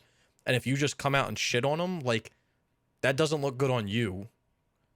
I feel like they should just get rid of the whole, like, number at the end. Because, like, honestly, that's my only issue. Because, like, I don't watch a lot of reviews, like, honestly. But, because I already kind of, just looking at a game, I'll kind of already know if I like it or not. Yep. If I'll like it or not. But, like, I like those reviews where it's, like, rent it, buy it, or avoid it, or whatever. Mm-hmm. Yes. Where they don't tell you, like, oh, it's a 10 out of 10 game worthy of a Oscar or whatever. It's like I recommend it, buy it, or if you have, like, a free weekend, rent it. Or if you, like, don't like this type of game, then avoid it at all costs. Yeah. You know? No, I agree. And, like, the whole number thing just adds, like, a headache. And then I don't know if, like, IGN does it anymore, but, like, when they used to do the number, they would split the screen up and they would have, like, positives and negatives to the game. And I just think it's not fair to do that because, like I've already said, some people's positives may be another person's negative. Mm-hmm. And vice versa. Some people may enjoy getting invested in a game and playing it for 80 to 100 hours, and some people may fucking hate it and they only want to play a game for 20 hours. So how can you put a subjective score on that? Yeah. It's like how earlier, like in the podcast, I said I wasn't sure if, like, I could justify $70 for a Ratchet and Clank game. Brian immediately said, like, he could. Mm-hmm. Mm-hmm. And that's because, like, him and I have, like, different, like, ideals or whatever of what a game is and stuff. Mm-hmm. I watched the thing and I am, like, sold on it now. But, like, it doesn't change the fact that, like, I was skeptical about it, and, like, that's, like, that's not even just a game reviewer thing, that's just a human thing. Mm-hmm. Mm-hmm. Like, there were people that were genuinely excited for the Mortal Kombat movie, and then there was me who knew that that movie was going to be trash and didn't watch it, or didn't want to watch it, I mean. Mm-hmm. And that's just different values. Opinions. Yeah. Different opinions. And you're entitled to your opinion. So yeah, I mean, I think it should just come I do, like, I think the person who does that buy, rent, or avoid is AGC or ACG. I think he does it. Is he? I think it's. I think I've only seen it, like, around. I don't know. He does that for, like, new games, and, like, Wave says, like, he gives, like, a breakdown of it. There's probably other people that do it too, but I just wish when they review these games, like, I agree, get rid of the number, get rid of the positive and negatives, like, lay out what the game is, what it has to offer, and then let people make their own decisions on if they're gonna like that or if they're not, because it's not fair to then push your narrative because that's what you like or what you were paid to. I don't want to say paid to say, but, you know, like, that's almost what it comes off as from these big companies that are reviewing these games. They're paid to say this stuff. And then you're supposed to say if it's a positive or negative. Like, you should put it out on the table. Like, do you enjoy playing a game where you have to invest yourself fully and you can't play anything else at the time because you have to be putting your full focus into it? Or are you the type of person that switches off between games? You know, that's a big determination if you're going to enjoy this game or not. Like, stuff like that, you know? It's, I think more, like, objective things like that should be put in because it isn't fair. And, like, I think as you're, like, this is dumb, like, calling it this, but, like, as your game literacy, like, kind of, like, improves over the years, as you, like, figure out what you like and stuff, like, you'll kind of be able to just look at a game and know if you're gonna like it or not. Yeah. Like, for me, like, car games, like, are basically always a no, unless it's, like, Crash Team Racing. but like, I don't know, like, what it would be for you guys. Like, that would be, like, an automatic no, but I'm sure like everyone has that kind of game. I don't think I personally have a game that's like an automatic no. Yeah, I mean, I would have to think about it, but I don't think I have anything specifically that like if I saw it, I'd be like, yeah, fuck no. Like I think I always give something a try. I think games that I'm not the most fond of is like twin stick shooters, for instance, like Dead Nation. Like that type of game isn't my favorite game, but I would still play it. See, like I love twin stick shooters. Like since like Returnal, like since I started playing Returnal, like I've been going back and playing like Resogun and stuff. I even thought about re-downloading Dead Nation on my PS5. Don't do that to yourself. No, but I mean, like I honestly enjoyed Dead Nation when I played it. So. But I think like with me, I could, like I said, I never rule a game out. Like it may not be my favorite thing, but I would never rule it out. And I would always give it a chance. And then maybe, I mean, and this is why I will always suggest everyone to play a shit game no matter what the score is. But maybe you play something and you love the concept of it, and like you said, Waves, then you start looking at other games that are like that and getting into them and liking them more. Like maybe I wasn't the biggest fan of Dead Nation, but if I go and play Returnal, I'm like, wow, I really love twin stick shooters now. And then maybe I go and play Dead Nation again, and I'm like, wow, I was a dumbass before. Like this is a phenomenal game, you know? Yeah. It like opens your eyes up more. Oh yeah, definitely. It can happen. Like, I forget which game I played first, and I just like did not understand how to play it. But like it's like I've had those moments. Like I remember when I finally had my Eureka moment, like how to play JRPGs as a kid. Mm-hmm. Like it's all fucking numbers. Like at the end of the day, you know. Yeah. And like after that, I started liking JRPGs more. So, yeah, I think now that I think about it, since I had like a minute, I think one type of game that I'm not the biggest fan of, which doesn't make sense to me because I liked playing them when I was younger, is like turn-based fighting games. Turn-based fighting? Or turn-based combat. Yeah, turn-based combat. Yes, turn-based combat games. See, I love turn-based combat, so I feel like I was confused for a minute. Yeah, that was like a brain fart. I feel like now I don't know if I would like it, but like back in the day, I used to play Pokemon all the time. So like you would like think to yourself like, how the fuck don't you like it if you played Pokemon a lot? So I don't know. I feel like Pokemon's different because if you really think about it, Pokemon's just fucking rock paper scissors. That is like true. A more complicated that is true as well. Paper, scissors. So I mean, I wouldn't fault you for that. Like I don't think you can go from Pokemon to playing like Shin Megami Tensei or whatever. No. So, but I don't know. Maybe I'll give something out at a try at some point. But you gotta play this. Did you play the South Park games? I did not, but I do know that those are turn-based combat. So yeah, I guess, but they're fun turn-based. So that will be me dipping my big toe into the pool. Yeah, and then you're gonna give Dead Nation a try with me again. So. Listen, I have Dead Nation. Let me look. I'm pretty sure I have Dead Nation on the PS3 and the PS4 both on my list. I'm totally down to play them. We gotta do all three of them. Listen, the TV one, I gotta do Minecraft on the TV before we do Dead Nation, but come on, Snickel. You and I both know we're not doing Minecraft on the TV. Yes, we are. We keep saying we're going to. No, we're going to. We just need 2 other people to do the PvP stuff. Then we'll do it. But anyway, that's probably going to be laggier than the PS3 version. I mean, probably. But it is what it is. Well, let's see where we're at now. Let's move on. Let's move on to the next topic. Before we move on to the next topic, remember. I know, isn't that crazy? Remember, play your shit games, people. Play your shit games because playing a shit game will make you really appreciate when a good game actually comes out. Yep. So, That's true. That's true. Sorry. mm-hmm. You go ahead. So what's our? Anybody pick up anything? No. This will be a quick one. No, I didn't pick anything up. Me either. All right, man, that was a great topic, everyone. Server shutdowns. Snickle's favorite thing. Yeah, so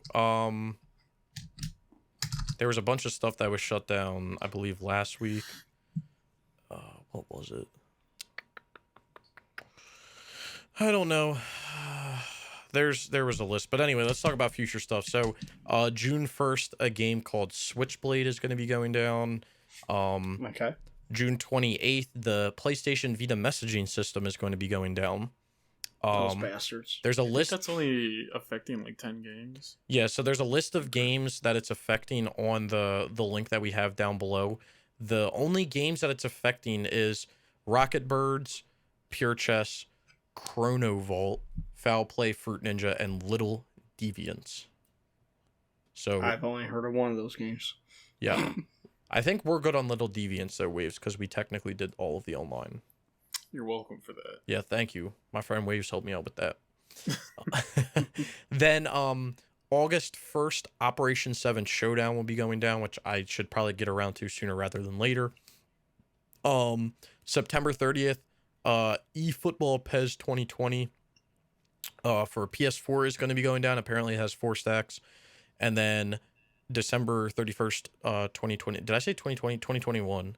NBA 2K20 will be going down. And then there's possible delistings of FIFA 17, FIFA 18, and NBA Live 18 going down on May 6th, which is today. Pass. So cool. Yeah.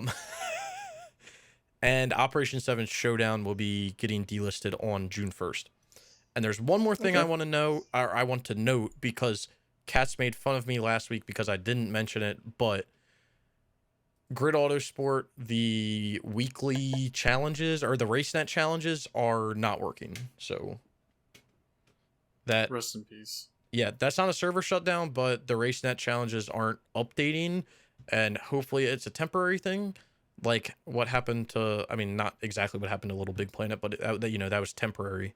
But yeah, I'm looking at the trophy right now for that, and people haven't earned it since April 19th. So that's about 2.5 weeks ago. Honestly, like, I feel like everyone should try to get all their PS3 games done as soon as possible. Yeah, that is my goal. But the other thing that I would advise people to do, which I don't have, and I don't know where you can find a list of this, but I would look at games that you own and see if they have any trophy like that is centered around some sort of, weekly update or like external website that needs to be used. Codemasters likes to do that with a lot of their games, thus why Dirt 2 is unobtainable right now. Like, Dirt 2 actually pisses me off because the online is still up. You can still go on there and level up, but you can't do anything related to DirtNet because it's down. So, thank you. That sucks. Yeah, it's really stupid. That does suck. It's really stupid, and I don't know why Codemasters, I've always said this, Codemasters is the worst when it comes to customer service. Like, they do not care about their games at all once they launch, and like their games have these issues. Like this whole Grid Autosport thing could be probably fixed by them unplugging and plugging the server back in, but they will not address it at all. I can guarantee you it'll be broken forever now. So it kind of sucks, but they are the worst when it comes to fixing stuff because they don't do it. Meanwhile, EA was out here fixing Battlefield Bad Company 1 10 years after the game came out because of some stupid fucking photo trophy that wasn't working forever. EA's fucking weird, dude. Dude, I they're don't so understand that company, dude. Wait, okay. Side note. I don't want to side note too much here, but side note. It says we're talking about EA and Codemasters. EA owns Codemasters.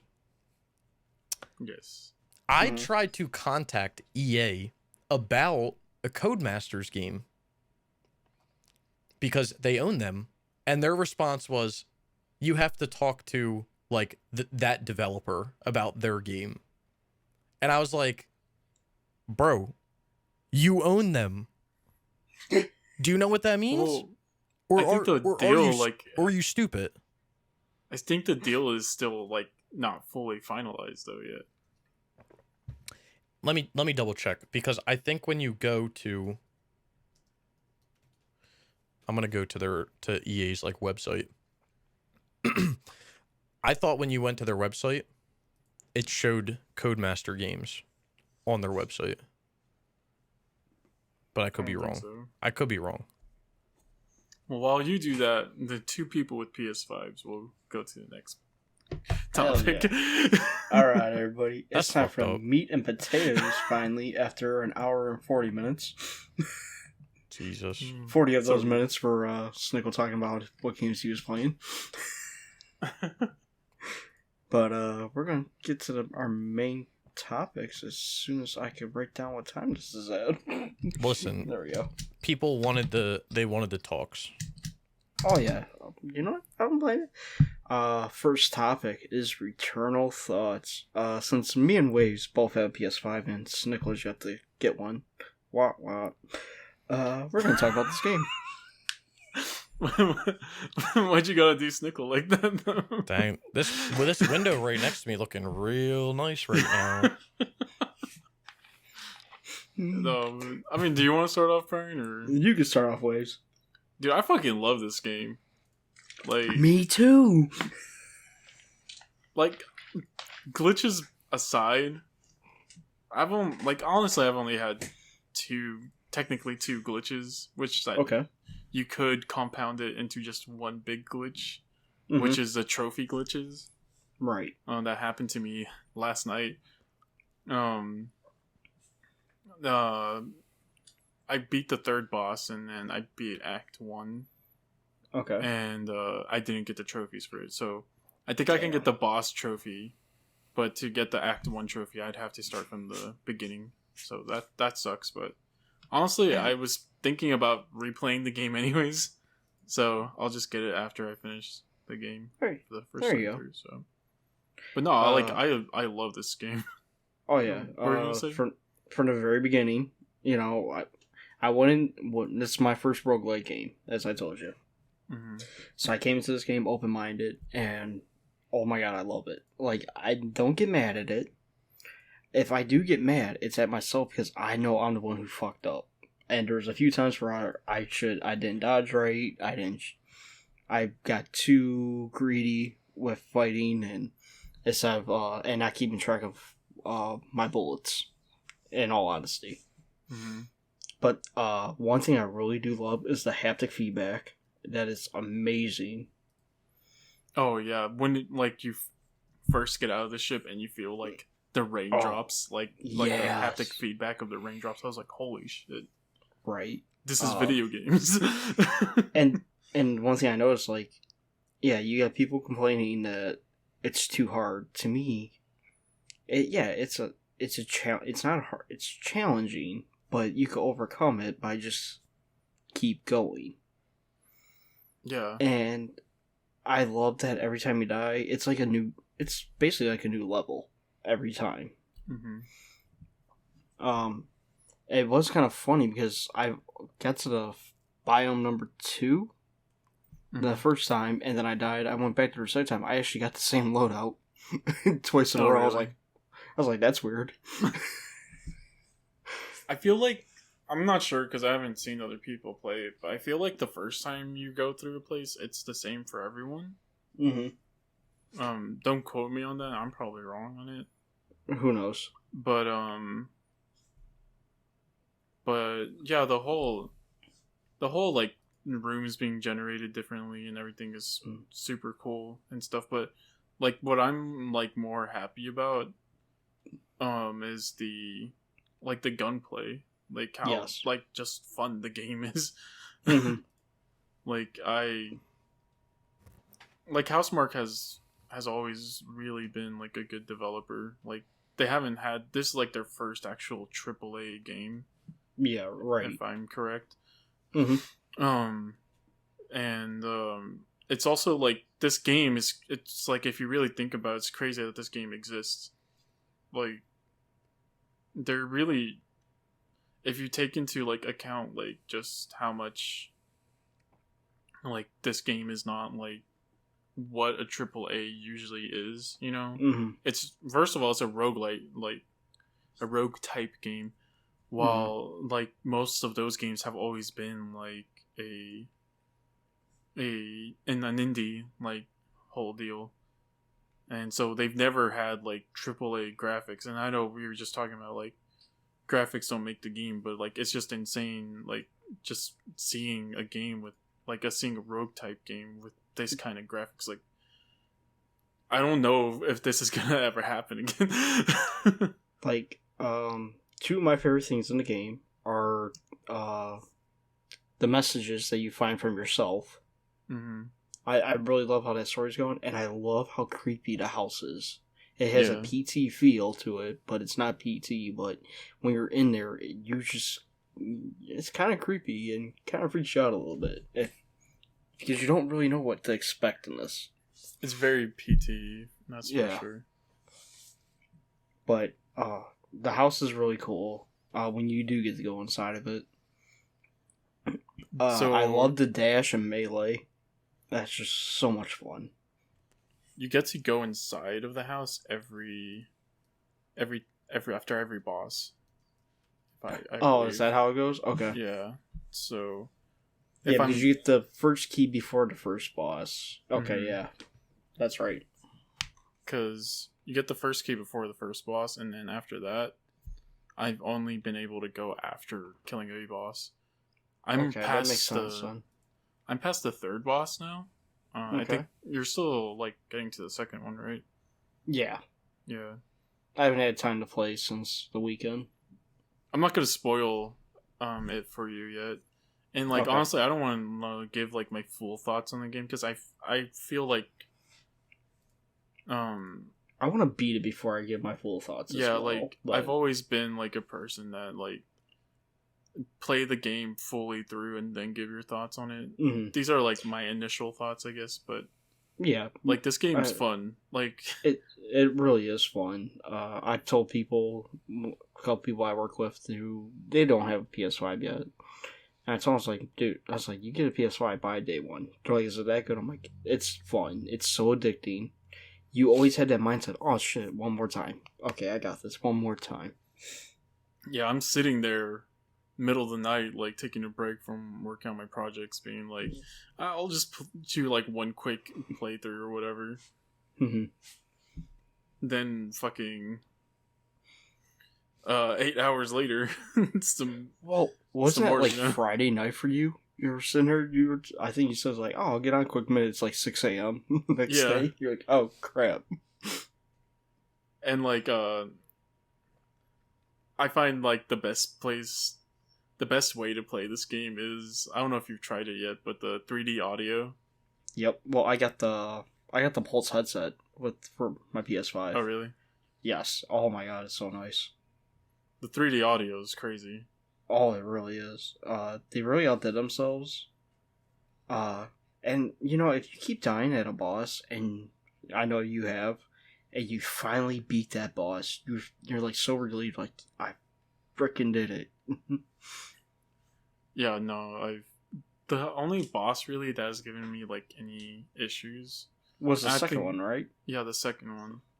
And yeah, the first one didn't give me too much problems. I had to do it 4 times, but the first time was the very first time, and second and third try was me being too greedy and not dodging correctly, and the 4th time I got it. I think the second boss, not the second boss, the first boss, I beat him on my second try. Okay. Then after that, like, that dude becomes so easy. Like, I just go fight him, because after you fight him and you beat him, you get 5 ether out of it. Okay. And ether's normally like hard to find, but this 4th area that I'm in right now, yeah, I feel like there's ether like laying around fucking everywhere.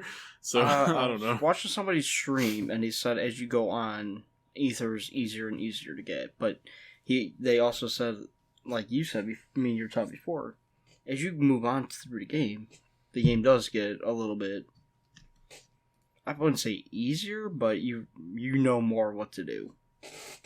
Yeah, definitely.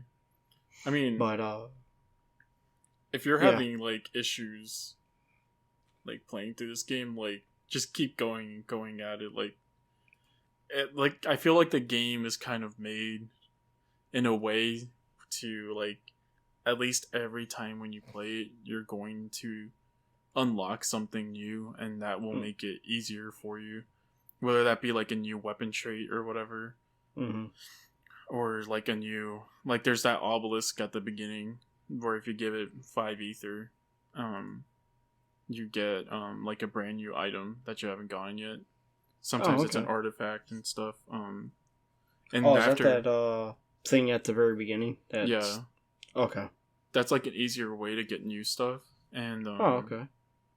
If you do that, like then those stuff starts like pairing out in the world and stuff. Right. So like there's just keep going at it, and like eventually, like unless you're like super trash and you're staying still the entire time, you'll get through this game. Yeah. It might take you longer than other people, and you might die more than other people, but you'll get through it. Yeah. Dodge. Remember the 3 D's of dodgeball, or the 5 D's of dodgeball. So, dodge, dip, duck, something, dodge. Dive. There it is, yeah. But, and also learn how your parasites can stack, and, because that can really help you, actually. Learn to get the right parasites also. Yes. There's a way to where in one run you can die 3 times and still come back. Because there's a parasite that lets you survive the final blow. Right. I had that, this space guy, I think. The astronaut, and what is that thing? It costs 6 ether. Yeah. The fucking... I know what you're talking about, I just can't remember. Yeah, but and I found that out the hard way, for that thing. It's only in that biome that works, and... Yeah, it's only in that biome, so yeah, I found that out the hard way, because I think I was going for the second boss, and like, to get to the what's it called? To get to the second boss, after you've gotten to him the first time, there's a portal at the bottom of the tower that teleports you straight to the top of it. And I had used that on the biome before that one, so I was like, oh, it'll just take me back to that one. No, it didn't. Yeah, that's what I did the same thing. I'm like, oh, I'm in biome 2. I'm like, okay, if I die, I'm fucking good. Nope, didn't. But I seen somebody beat the game with only like 6 lives, and they like posted a picture of their stats. Or like, I think they only took like 10% damage from every attack, and they gave out like so much additional damage. I'm like, so it is possible. It's just learning. Yeah, I'm sure people that'll like god tier when it comes to like numbers and shit. And like I have a friend that like that's his thing. Like whenever he plays like an RPG or anything, he'll just go like balls deep into the fucking like numbers and shit. So, yeah, I'm not that good at numbers. And I'm like semi decent when it comes to that stuff.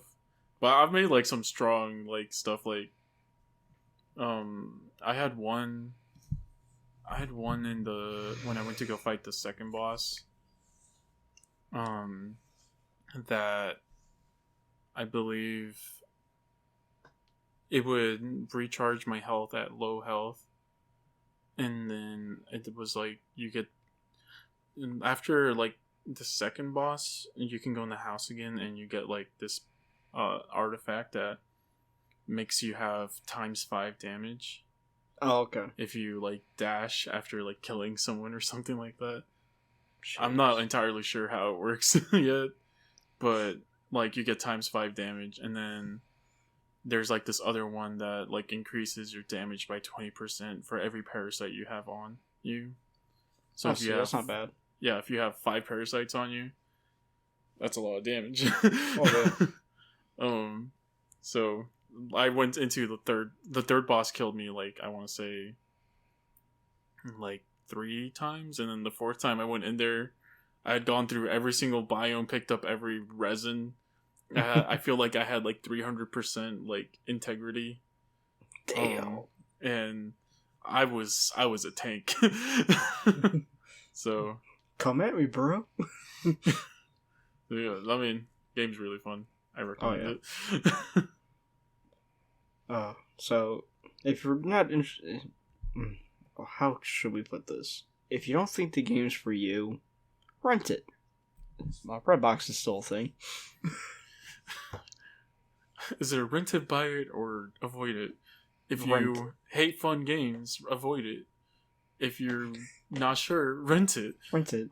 If you And if you like games, buy it. If you like games, buy it. You got anything to add, Snickel? No, I just I like how it's pissing people off. Oh, I love that. That's my favorite thing about it. I like how it's like legit like making people angry how hard it is that they have to learn a game. Alright. I'm gonna put it this way. If Brian from PS4 Trophies can platinum it, you can platinum it. That's true.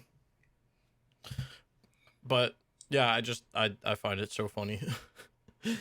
Because people are just like, oh, I have to learn a game? It doesn't give me the platinum for just playing it? Nope. I know a lot of... And that really drew me towards the game even more now. I'm not gonna lie, I'm like, oh, hell yeah. What drew... Like, at first I was kind of skeptical. Mm-hmm. Because I think I had heard something where people were, like, kind of not feeling it. Right. And so I was, like, gonna wait and see, like, some gameplay. And then I was just scrolling through Twitter. And I saw some gameplay of it, and I was like, this game looks fucking amazing. And this game is fucking amazing. I had hopes for it, and that's why I pre-ordered a couple, back in, a couple months ago, and I was like, I'm so glad I did, because the GameStop, Best Buy, and Walmart all by me sold out of them. So, sold out of the game. I feel like PS5 versions of games, sell out way faster. I don't know if it's just because they made less of them, or... Who knows? Because, the Best Buy near me ran out of Resident Evil 8 Deluxe Editions for the PS5, really quick. Mm-hmm. But there's, still a shit ton of PS4 ones, so... Ah, okay. It's the scalpers. Yeah, scalpers. Definitely. Alright. Should we move on to the next topic, then? I guess. Sure. This one is being covered by Mr. Waves. I think someone recently found that there's a debug menu in Returnal. Yeah. And it lets them place really high level weapons and shit, and then change your weapon level and all that. And I don't know, this just got me thinking about all the games that have debug menus. I think Conan's one of them. Jack, all the Jack games on the PS4 is one of them. Mm-hmm. Right. And I'm just people really bought a $70 game just to not play it. I don't know if they took it out with the newest update. I also heard that updates got taken out because it was breaking save data. So, but yeah, I just wanted to talk about debug menus with y'all and how stupid they are. I think they're just as stupid as buying a game just to get a a 5-minute game just to get the platinum. Yeah. Right. And don't get us wrong, we've done it with games even we were talking about earlier, My Name is Mayo, but I don't know. It's the Jack thing. That was when it for trophies, that's when it was like the first big thing, and people were like, "Oh, you can buy Jak 2 and get the platinum in like 2 minutes," and it's like, why don't you buy Jak 2 and play Jak 2? Yeah. Like I've always never been a fan of like those YouTube videos that show you how to do that. And like obviously it's always going to be something, and it's always going to get views because that's what people want to see, which is weird, but I mean, like, it's cool to like a certain extent because like you can do like shit that normally you wouldn't be able to do, but like it's just kind of stupid.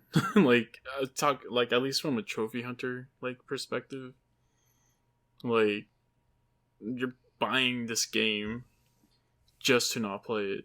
Like you really bought Jak 2 for $20 just to not play it. yeah. just to, Like, just to earn some trophies. So and like I think it's dumb. I mean, I think I get the whole point of a debug menu because it's supposed to do what the name says. It's supposed to help you debug the game, but yeah, it's also not supposed to be open to the public. So it's weird that like these games still have it. Like I'm not sure like how they do their stuff, but well, I feel like normally they like the debug menu shouldn't be like easily accessible as like it is in some of these games. well, and I feel like it should be as easy as nowadays, you know, like what they're trying to do with Returnal right now.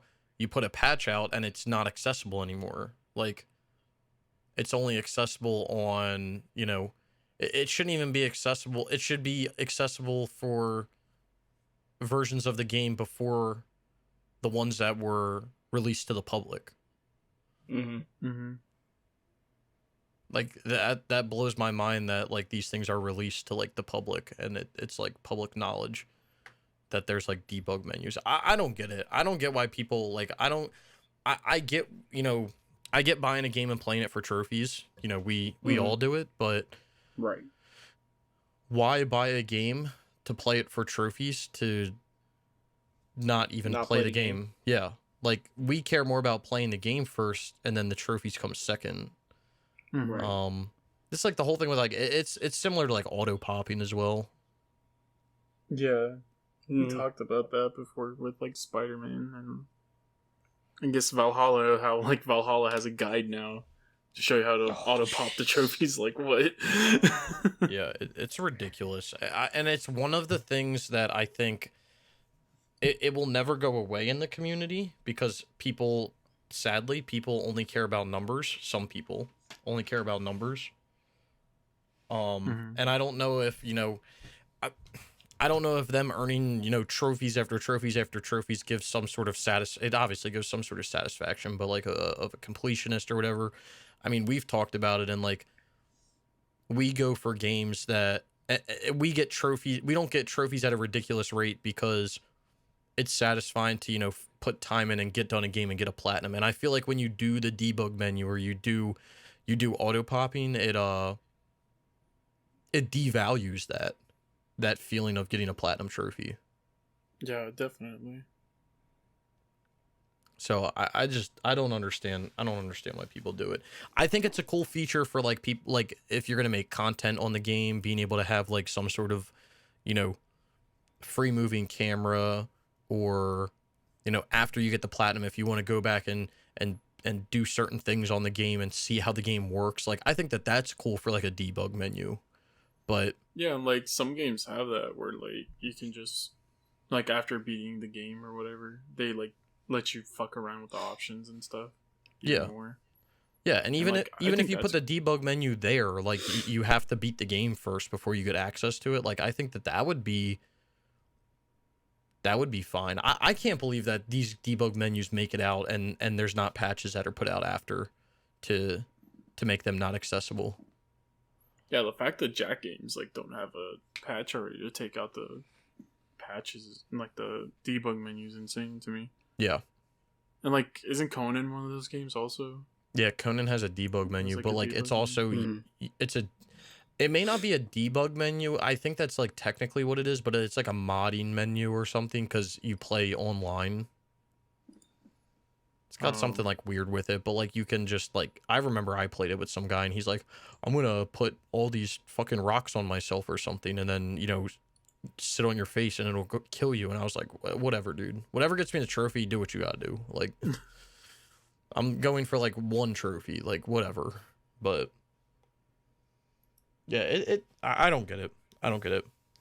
And it's not the fact of like, you know, it is the fact of buying a game for a certain price and not wanting to play it. But I think it also comes down to, and this is just in general with like, I feel like how trophy hunting is now. I feel like the platinum trophy is just devalued because of people that are just, you know, auto popping and stacking and doing, you know, Radalika after Radalika and, you know, what's the 10 fastest platinums I can do and all this. And then you got people like Brian from PS5 Trophies that's doing a live stream on, you know, 24 hours, 20 or 100 platinums or whatever the fuck it is. I don't even know what the fuck it is. You know, yeah, it was 100 platinums.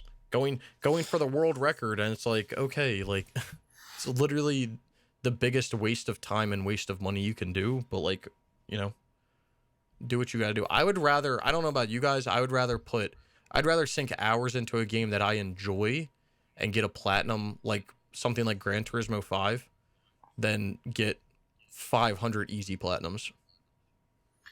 And like I would even say like the like quote unquote easy platinum games that we have, like they're enjoyable to an extent just because of how dumb they are. Like My Name is Mayo is literally a game about fucking tapping a jar of mayonnaise.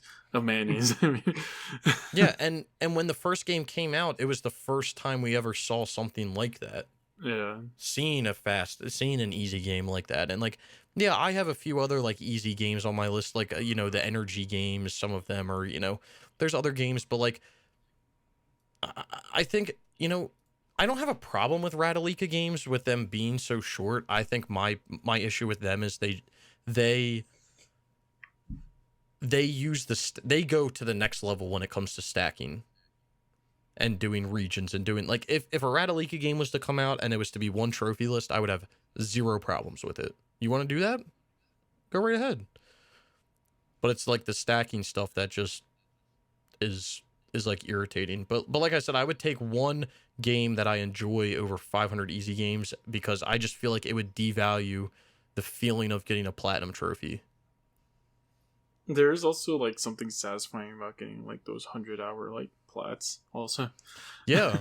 Yeah, there really is. Or like getting an ultra rare platinum, or like getting like, you know, even like for me, because I think I do it more often than you guys, but like when you finish doing like a big long boost, it's not even getting the platinum, like just finishing like a long boost is like super satisfying. Like when I finished Far Cry 2, I was like, it's over. Like it almost felt like I got a platinum, but obviously I didn't yet. But yeah, It's that whole, and like I also like after you get those, like you kind of, not that you feel empty inside, but you're like, oh man, I put like so many hours of my life into this. Like, yeah, what do I do next?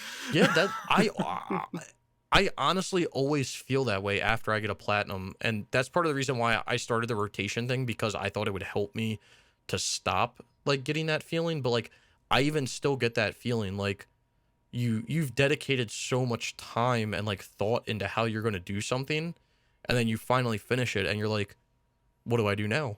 Like, I don't know what to do. Put so much time and effort into this. Like obviously I have thousands of other things to do, but like I don't know what to do. Yeah, no. So, I mean, again, I think the debug menus are cool to an extent, but not to earn trophies. Yeah. I just feel like people should play like the games that they buy, you know? Yeah. Yeah, and like we can talk about numbers all day and like and trophy percentages, but like that's a whole nother aspect to it that I think is just like not fair to people, even though it doesn't really mean anything at the end of the day. Like a platinum trophy percentage is supposed to show, you know, the rarity of the game, the rarity of people that can do it. And if you have a game like, you know, Returnal that's very difficult for people and like, you know, is going to sit at a 1 or 2% platinum, but then they put a debug menu out and now it's a 20%. Like it devalues the rarity of the platinum as well. Even though again that means absolutely nothing. It still devalues it. Which is like that gets into like a whole topic of people who say like, well, why don't they just give you the multiplayer trophies after the server shut down? And it's like it devalues the multiplayer and the people that put the time in to do that when it was an active thing. Like, you know, if Far Cry 2 was to go down, you know, well, it is supposed to go down in 2 weeks, but like after that went down, if every time you loaded the game up and you auto pop the multiplayer trophies, it would devalue the time that people have put into it to earn those. Yeah. Right. It's not those people's fault that already earned a trophy that you didn't play it in time. Exactly. Yeah. Exactly. Like, it's that whole like 7 years, like for Crisis 2 or whatever. Yeah. You had. We hope you enjoyed 7 years. Yeah, we hope you enjoyed 7 years of fun or something like that. And it's like it's true. It really is true. Yeah. And then people get so fixated on like I won't have my 100% account anymore, and it's like, all right, well, what are you gonna do? Hang yourself now? Like, what? I don't understand what you're getting at here. It's literally it's a profile of notifications. Yeah, that's like, what it is. You shouldn't let this like run your life. I feel like I know like there's like a whole OCD aspect to it also, but yeah, I don't know. Yeah, that's my problem. When it came to it with the last one. Yeah, which is fine. Like that's fine. But people freak out about it. But I guess what I was trying to get at is like, oh, sorry, I was just gonna say like the difference like between Brian and like those guys is like Brian will play what he wants to play, you know? Like he's not like these guys being like, oh, I have to just get every single Radalika game and have like every single 100%, and it's like, dude, like, chill. And I think Snickel brought up the point too. He's like, every time I change profiles, I play something completely different too every time. Yeah, which is good. Like that's fine to do.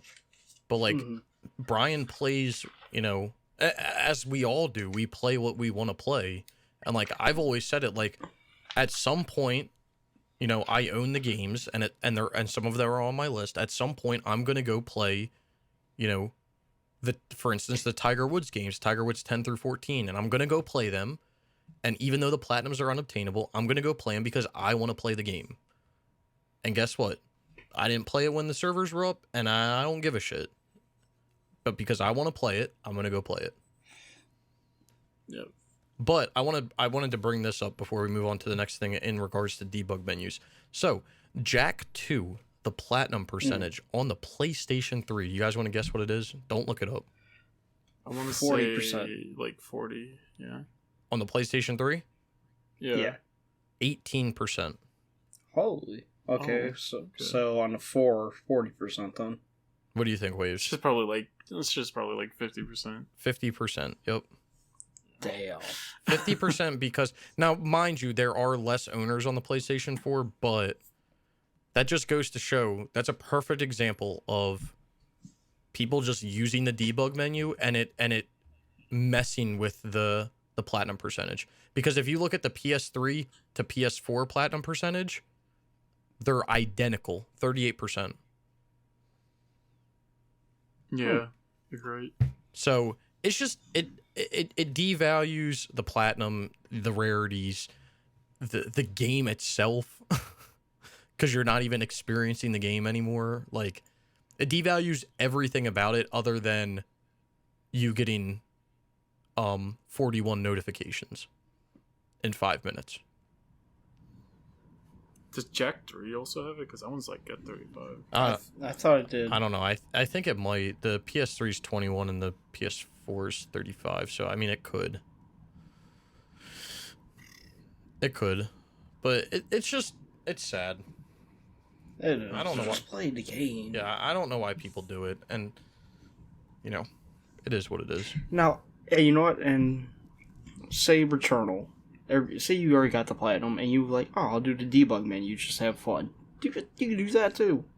Yeah, that's what I'm saying. Like, it's cool. It would be cool to have the debug menu as like a reward for doing something. And this was something that came up a while like a few weeks ago when I was kind of just like looking through things, but there was people talking about like games nowadays where you don't really get anything for doing everything. Whereas like back in the day, if you did a 100% checklist in a game, you would get, a cool piece of artwork or, or like take for instance, like God of War.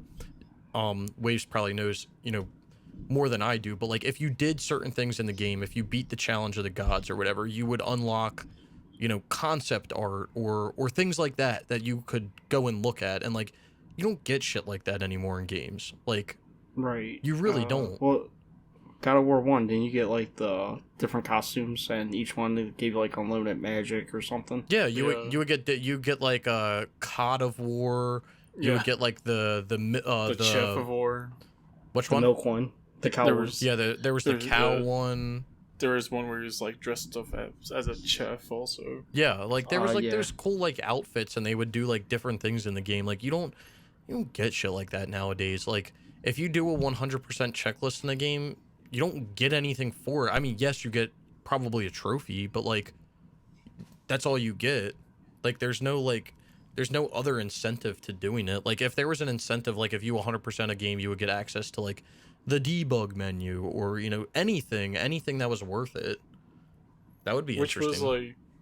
Which was like I was surprised like when they first showed off the UI for the PS5. Mm-hmm. They like showed that like, if you like got a platinum, you would get like an avatar. Yeah, they show off Little Big or Sackboy's Big Adventure, right? Yeah, and then I guess they just got rid of that idea. Like that would have been cool. Like I don't know. I feel like there should be more than like obviously developers don't give a shit about trophies. Like if we just lay it out brass tacks, like no, they don't give a shit about trophies. Mm-mm. Right. But like I feel like it like whenever. And I feel like it was only like for a few games that they did this. Whenever you would get like a platinum, then like you just checked in your email and you're like, "Congratulations on the platinum. Here's the theme." Like that shit was cool. Yeah. Right. And Horizon Zero Dawn did that, I believe. Horizon did that. I think Bloodborne did that also. Okay. Spider-Man was supposed to do it, or did do it. I never got the Spider-Man one. No. I think there should be like there should be like if you're gonna do the whole trophy thing, there should be like incentive, like not only getting the platinum, but like there should be like an incentive to like you guys are talking about, like an avatar or a theme, or even like if it's something as simple as like you get like I don't know, like a badge on your account, or like once you pass a certain amount of platinum trophies, you get a badge, or like like something like that. Mm-hmm. There should be like there's like the only incentive to trophy hunting is the platinum trophy, but when it's so devalued by easy platinums that like it doesn't even make sense. Like back in the day when you would look at someone's trophy list and they had I remember back in the day when you look at someone's trophy list and they had like 50 platinums, it was a big deal. Yeah. And like triple digits was like a huge deal, and now people are hitting that in 24 hours. Like the number aspect is just so, like the overall number aspect is just so inflated. So like if there was like something on your profile that would say like your average platinum rarity, or your some sort of statistic, I think that would be interesting. And again, at the end of the day, like I always say, even when I'm like roasting these people, they're trophies. It doesn't matter. Like I don't give a shit what they do. Like I'm still gonna go out and collect these useless ass notifications because it's what I enjoy to do. But it'd be interesting to see other features. I think the other thing I miss, like, is what you said, Snickel, like concept art and shit. Like, I remember like after finishing a game as a kid, like going through like the bonus features and just watching like all the behind the scenes stuff, and like honestly that made me like even more want to be like a developer and game developer and stuff, and like I feel like that would help people even more. Yeah. Also, I was gonna say that stuff had to have like sparked your interest to do what you're doing in school. Where like nowadays kids are just like, I want to be a game developer because I played a lot of Fortnite, so like I think I would be good at making a game like Fortnite, and it's like that's not how it works though. Like, yeah, that's not how it works, my dude. You don't just like, you're not just good at like. I think you would probably be like, I don't know. I feel like people that are like game developers are, I don't want to say like they're not like 100% gamers all the time, because I feel like when you get into that development side of it, it's almost like you have to sacrifice the gaming because of how much you're putting into the developing side. Yeah, I mean, also, like, just doing this has, like, not ruined games for me, but it's definitely, like, changed how I play them. Because, like, I know it sounds stupid, but I'll, like, stare at a rock and just be like, how did they make this? No, and I agree. and then I just, like, I get curious about gameplay systems and, like, how is everything, like, interconnected and how, like, just all that shit. Yeah, it gives you a different like perspective. I'm the same way with like what I do. Like I can't drive down a road and not like think about like, whoa, what's going on underground? How did they do this? How did like that's like literally running through my brain every time I'm driving. Mm-hmm. Because like that's what I'm doing on a daily basis. So it's just like it hasn't ruined it for me because I do enjoy it, but like it can almost like put you on ease because you like see something and you're like, that's wrong, or like why did they do that, or like what were they thinking there, like are they stupid? Yeah. Like That engineer's a fucking moron. yeah, exactly. Yeah. That's how I feel because I'm a machinist. I gotta go by what an engineer made up, but he's never ran a machine, so he doesn't know what the hell to do with it. Exactly. But you gotta go off their print and try to figure out how the hell to make it work. I still think my favorite, like, behind the scenes, like, video that I've seen is the God of War 3 one. Mm-hmm. I think I told you all about this before, but the way they made the blood, like, effects in that game Yeah. was they, like, filled up condoms with, like, this red jello, and then just, like, expanded it until it exploded, and then they, like, filmed the jello, like, spewing out of the condom. Yeah. And then that's how they got, like, the blood effect for the game. Which is crazy to think about.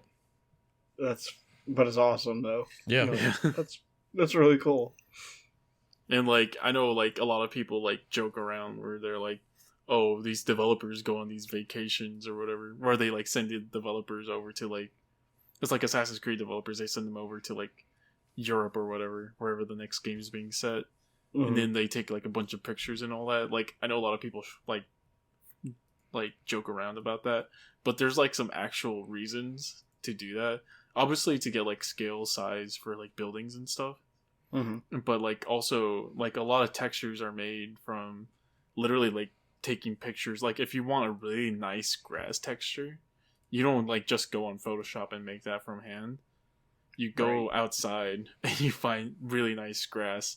You take a really nice picture of it, and you find a way to make that, like seamless, like where, or like Red Dead 2, where you guys see how horses' balls will shrink in the cold. Yep.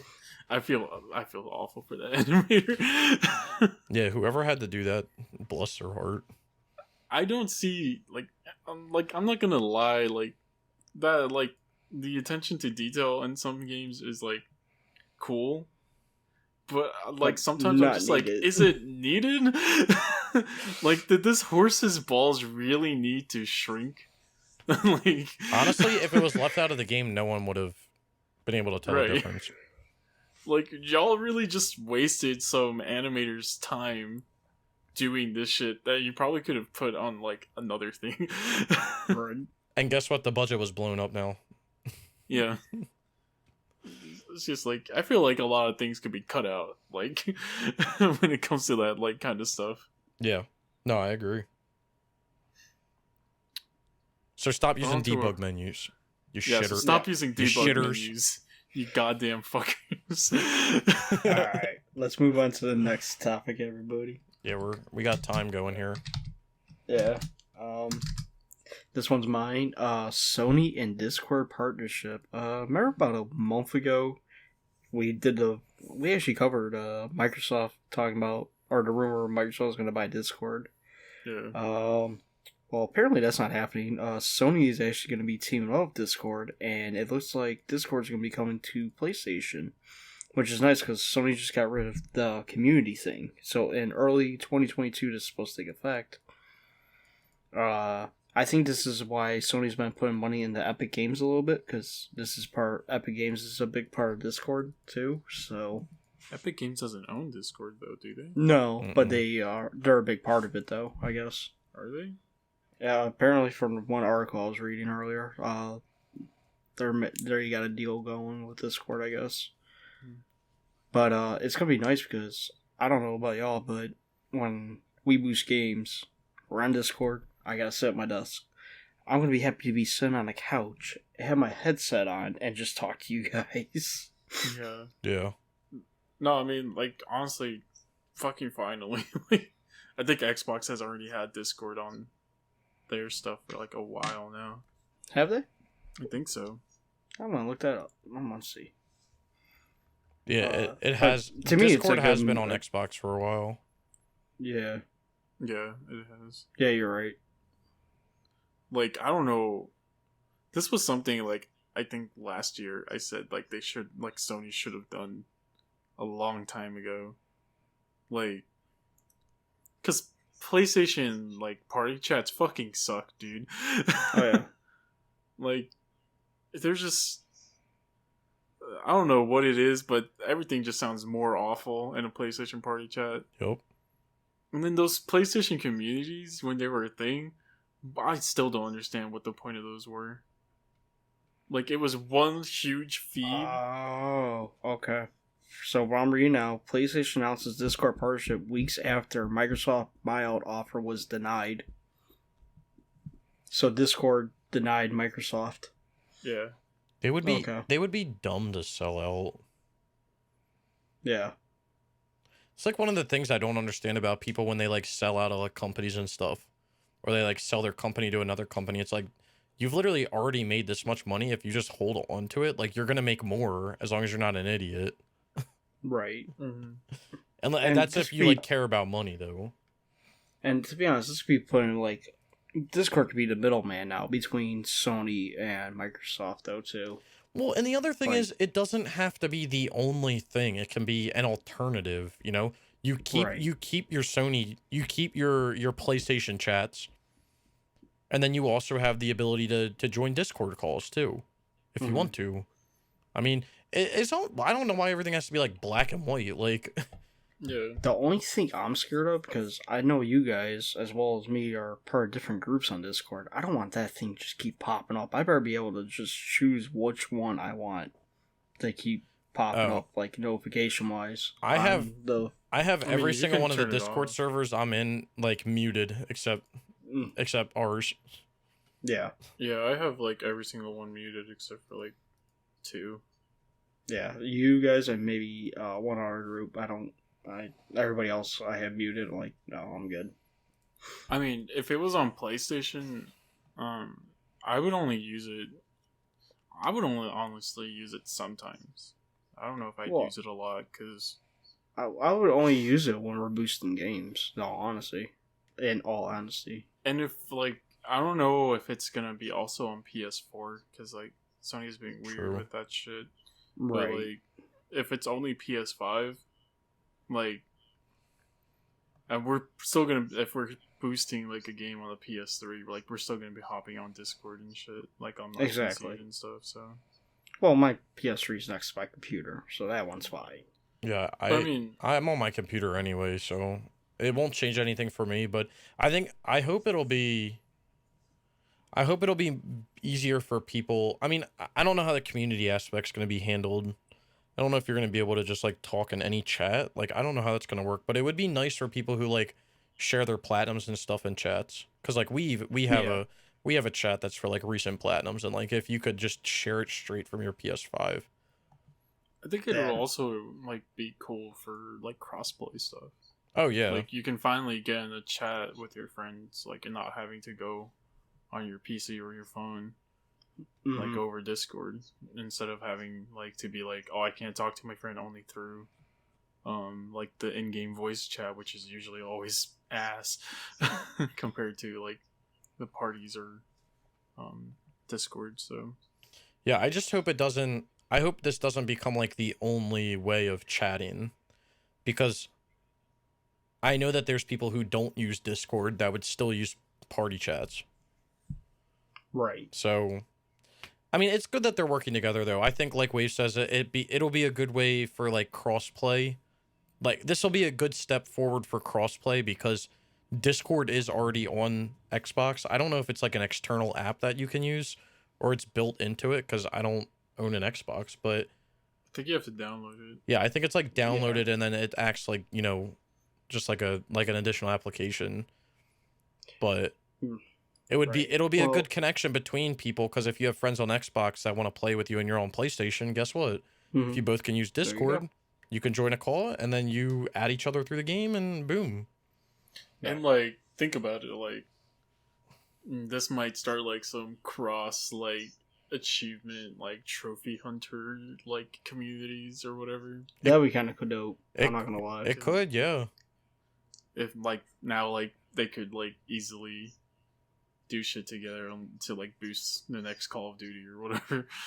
Yeah, no, that's a good point. That's a great point when it comes to trophies. Well, I think it's a good way. I think it's a step in the right direction. So, we'll find out early in 2022, I believe the article said. If anybody's interested in reading the article, there will be a link in the description below for it. Any more thoughts on this one before we move on? Nope. No, it's just going to be interesting to see how it is moving forward. Oh yeah, I agree. But we'll keep an eye on this one because it's going to be a interesting topic once it comes out. Yep. All right, Snickel, this last one's all yours, buddy. It's just going to be me making fun of people yet again, but yeah, that's why we like doing it. I always get these ones. So, RE8 is coming out this week. Or sorry, Friday. Do I say RE Village 8? Well, I don't know what I'm supposed to say. Anyway, it's Resident Evil 8 Village. Yeah. Well, I'm just gonna call it RE8 because, you know, I didn't. It's not like you called RE7 RE7 Biohazard. Like, only the that wrote the short bus did that. So it will be RE8. It will be RE8. Anyway, apparently RE7 was too scary, so RE8 will not be as scary. To put the article into short terms.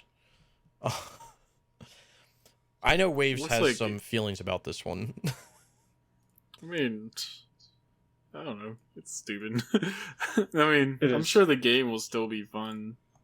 Yeah. Either way. Like, I agree with Waves. It definitely looks more, like, action-y compared to 7. Yeah. Well, before you got in the call, why me and Snick were talking about it, I'm sorry, I liked how RE7 is, and I like getting the fucking jump scare. Yeah, to me, it's just fun. Dude, there hasn't been good horror games recently that provide those types of jump scares, and like Wade said, I think it will be a good action game. It's gonna be more. I think it's gonna be more actiony than RE7 was, but there was something about RE7 that was so good, like the environment and just the way that things played out. And I think we talked about this before, which this probably won't... I mean, by the way, if you guys haven't played RE7, like, what are you doing? But the way that RE7 starts is ridiculous. Let's be honest.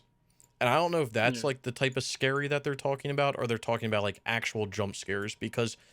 I remember personally, and I think I talked about this with Waves at one point, but I remember personally playing through RE7 the first time on the normal difficulty, and it was right when I got into the house, and you were running from Jack the first time. And you're learning the layout of the house, and you learn all this, and then you go and you play it on, what's the hardest difficulty? Madhouse? Yeah, Madhouse. And you know what's going to happen, so you played on Madhouse, but then that motherfucker blasts through the wall. And then I got a cutscene that chopped the dude's leg off, and he had to put it back on with the med kit. And I was like, bro, this did not happen in the normal one. But like, is this because I'm playing on Madhouse, or was this just like an alternate to like the situation as a whole? But like, I don't know if that's the type of scary stuff they're talking about, like jump scare stuff, or if they're talking about like scary stuff as like, we're not going to have as many limbs being cut off. Like, I don't know, because it seems kind of vague. I am curious to see what they mean. Cause like the cool thing about 7 was like kind of like return to like Resident Evil 1 in a way with the house, and you had to like figure out what was the best way, what was the shortest way, what was the safest way to get to the other side of the house, and all that shit. And you always felt like you were on edge and being followed. Like you always felt like there was never a time where you were like, oh, I'm safe now. Like anyone could be behind you at any moment and you wouldn't know until you were dead. And then there's the whole Lady Dimitrescu thing, which just looks like looks like a souped up like tyrant, like from Resident Evil 2, Mr. X. I mean, so I don't know. I honestly don't think like I don't know if they actually took off all the horror parts. It's probably just less horror-y, like not horror-y, but there's probably just less like jump scares and shit in it. I don't know. Which I mean, it definitely looks more actiony, for sure. Yeah. I haven't played any of the demos because I just kind of want to play the game. I agree. Yeah, I'm just saying. How it is. Because I have faith. I have faith it'll be a good game. Will it be like a good horror game? I'm not sure. Just like from hearing this. Because that's straight from the developers, right? That said that. Yeah. I'm reading a quote here that says, so some of the feedback we received in regards to RE7 was that it was too scary to play. In one regard, that's exactly what we were striving for, so it's a huge compliment for us. But at the same time, it's always our goal to create something that anybody can feel comfortable jumping in and playing, so we eased up on the tension curve in RE8 relative to RE7 so that players aren't in constant fear. While RE7 puts players in a series of confined spaces, as if the walls of the Baker Mansion weren't closing in on them, RE8's relatively wow, why can't I not speak? Relatively open environments aim to create tension differently. So it sounds like it's just not going to make you feel like you're so like entrapped, basically, which I guess is fine. Like, which I guess is like fine. I know there's like certain people, I won't name names, but like I remember one of them saying they didn't like want to play the game because they don't like that feeling of like someone chasing them the entire time. Yeah. So I mean, I guess that makes sense. Like if like, but like if you keep like other horror like stuff in it, like I'm fine with that being like taken away. But I don't know. But like if you think about it, right? Like that feeling of being followed is the core aspect of every horror game. Like there's never a horror game that you play where you aren't being followed by something or someone, because that's what keeps you scared the whole time. Well, it depends on the horror game, right? So but if you think of like any horror game is like that. It may not be a singular person. It could be a group of people. It could be one person. It could be like there. That's what makes you scared, is that feeling of being followed. If you don't have that feeling of being followed, you don't really have I mean, you can still have jump scares like environmentally, but like you necessarily don't have jump scares. You don't have that scared feeling of like, what happens if I go around this corner, you know? So I think one thing that concerns me with what has been said is that their goal is to create something that anybody can feel comfortable jumping into and playing. That right there scares me, because I've heard that time and time again with games where they are trying to they're trying to make the game so that anybody can play it, because they want to Sell copies. Sell copies. They want more people to play it because it's going to make them more money.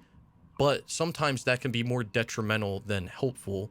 And like a good example of that is Destiny 2, where Destiny 1 was a game that was all about hardcore playing. You had to sign on every single week if you wanted to get stuff and you wanted to progress and you wanted to keep up with people.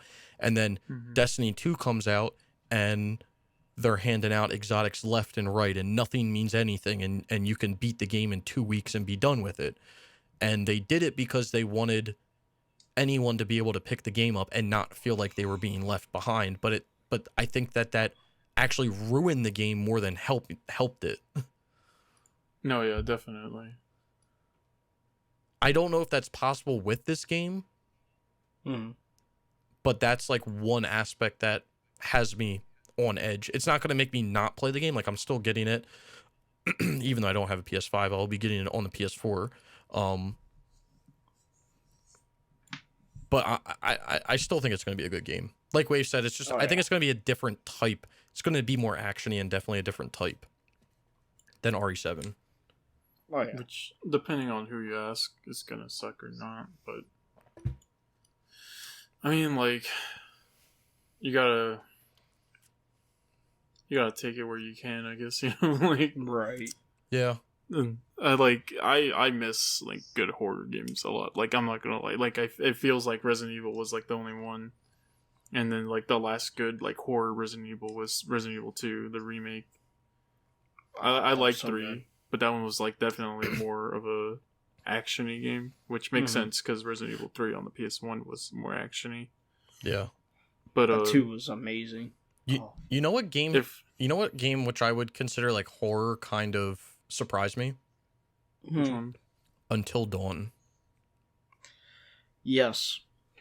I have yet to play that, and I think it's mostly because like I just can't get into like the only game like that I could get into was Heavy Rain, and like even like right now if I were to play Heavy Rain, I don't know if I could like sit through it.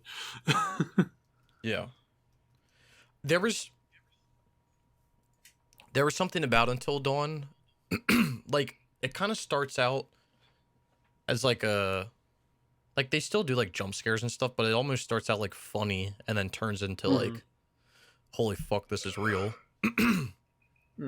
But it kind of ramps up like closer towards the end. But like, that's another like perfect example of like, that's how every horror game is structured. Like, you're always being followed by something or someone, or that's the perception that your character is being followed by something or someone or things.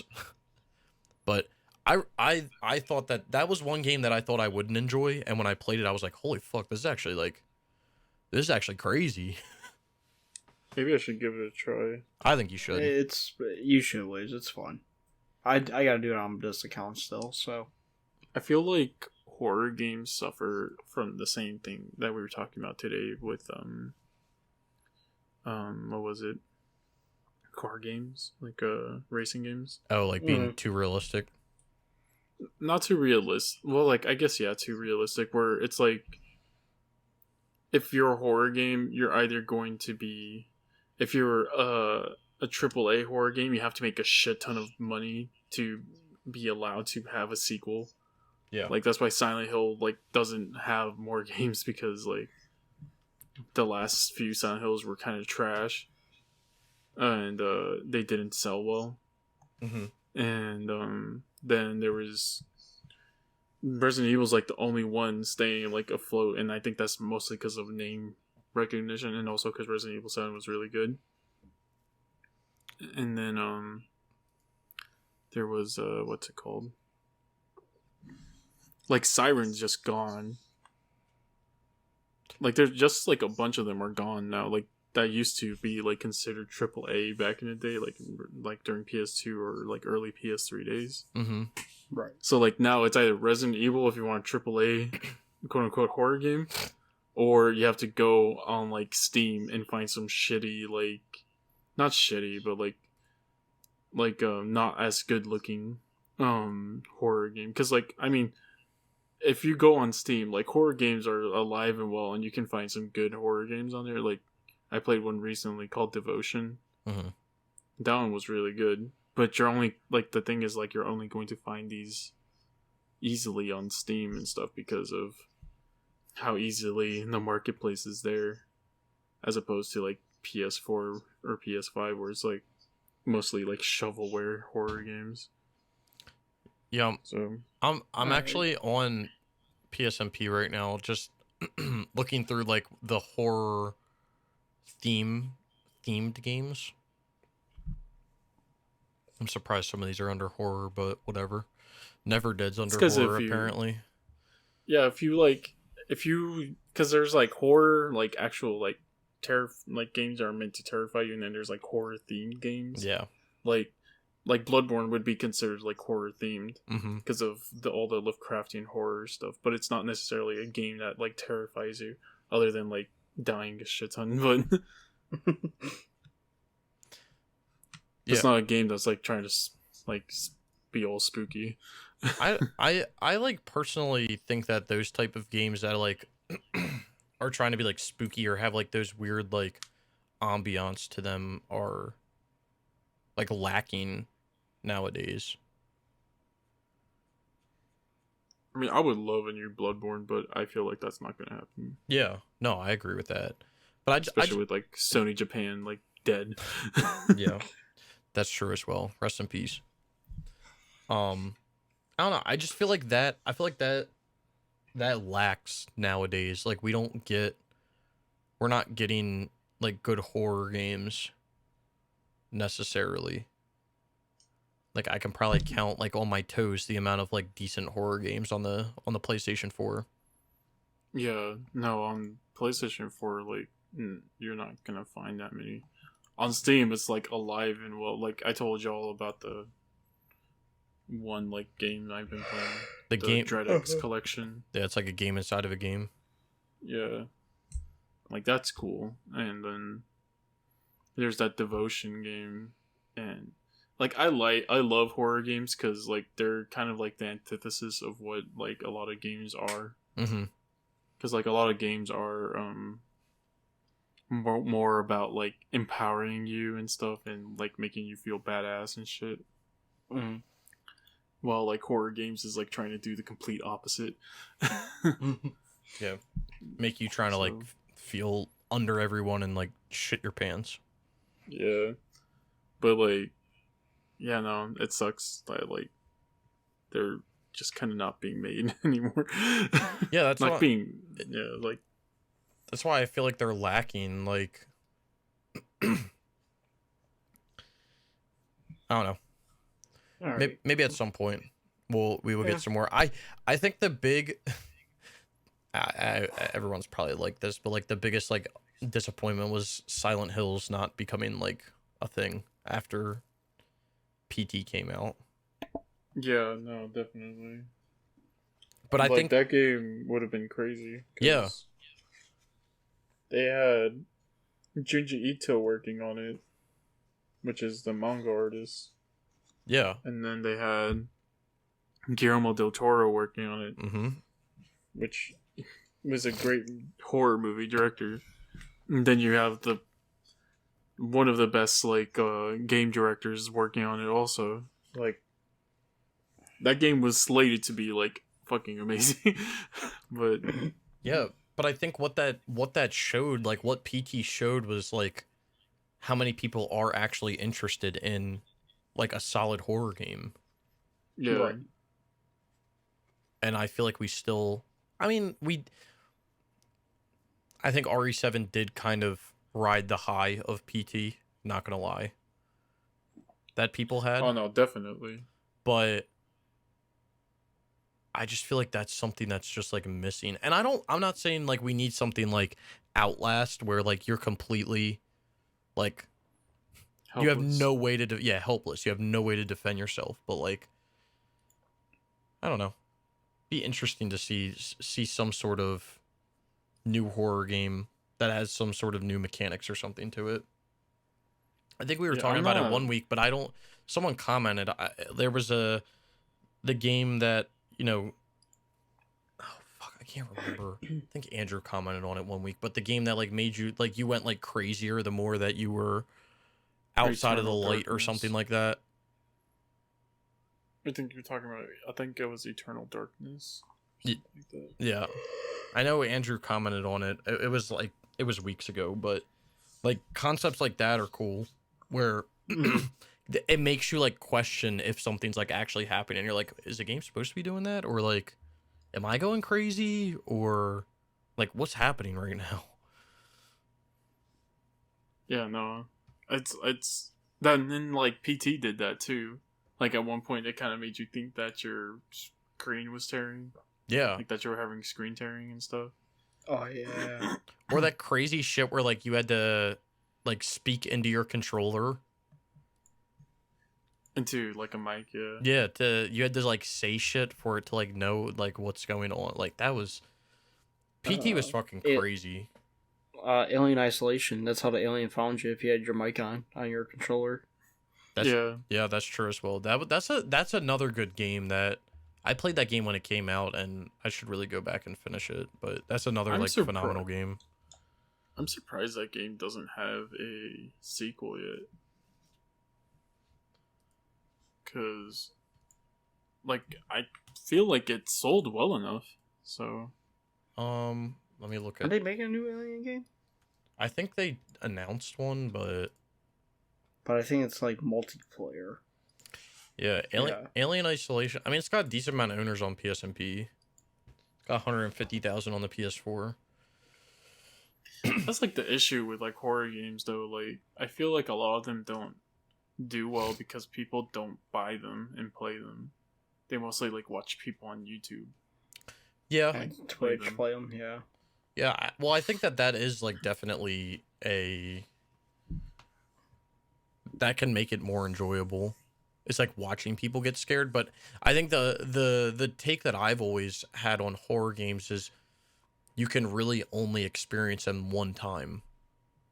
Yeah. Right. Because once you experience it, it won't be the same. Which is why RE7 blew me away when what I was talking about before, because I was already used to something that I had played through, and when I was in the same location of the game, just playing it on a higher difficulty, and a completely different thing happened, I was like, holy, wait, what?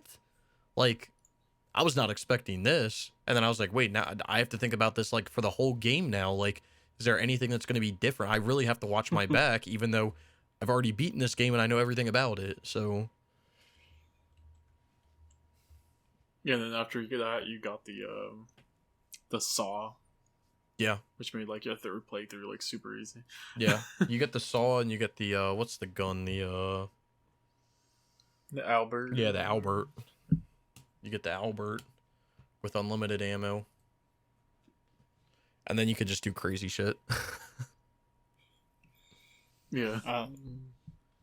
Do you guys want to talk about the trophy list for RE8 without any spoilers, of course?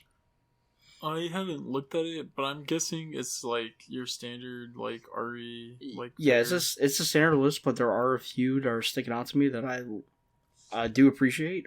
We got one called Squawk Shot, shoot down 5 flying crows in the story. Mm-hmm. Hooligan, break every breakable window in the castle in a single playthrough. When you gotta go open the door to every outhouse in the village in a single playthrough. Push away an enemy in guarding while guarding. Defeat an enemy from a long range with a sniper rifle. Use photo mode. And where was this one that I was looking at? Oh, have 777, 7,777, or 77,777 lei. I guess that's the money in your possession in the story.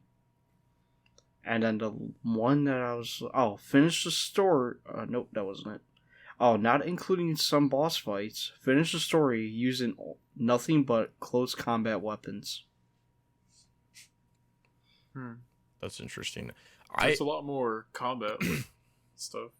Yeah, I like how they put trophies for the mercenaries mode, and then also at the bottom, a Waves certified trophy. View all the concept art. Yeah. Hell yeah. You all the concept art, and you gotta achieve at least S rank in all stages in mercenaries. Which games had more stupid trophies? Like have a yeah. trophy for pausing the game. Like, that would be fucking stupid, but it would be so funny. Isn't there? I think there's a game that does. It's a Simpsons game that you gotta hit the start button to get a trophy. I thought there was another one. Doesn't Eat Lead have something stupid like that? I think so. Start your first game. Pause the game for the first time. Eat Lead? Yeah. Eat Lead, third trophy technically if you count the platinum. Take 5. Pause the game for the first time. See, like, I wish games had more stupid trophies like that. I wish games had just more trophies in general that would make you do random things, like... Well, you know what game sticks out to me when you talk about this, though? Duke Nukem Forever. That had such random trophies in it. You talking about the one where you have to smear shit on the wall or something? Mm-hmm. Well, that, where was it? Eat 10 pieces of food in single player. Find and steal a piece of poo. Yeah. Find all 3 helmets in the game. Drink all the beers in the strip club. Yeah, Yo, how hard do you think it would be to make the pause trophy? Like, your last trophy?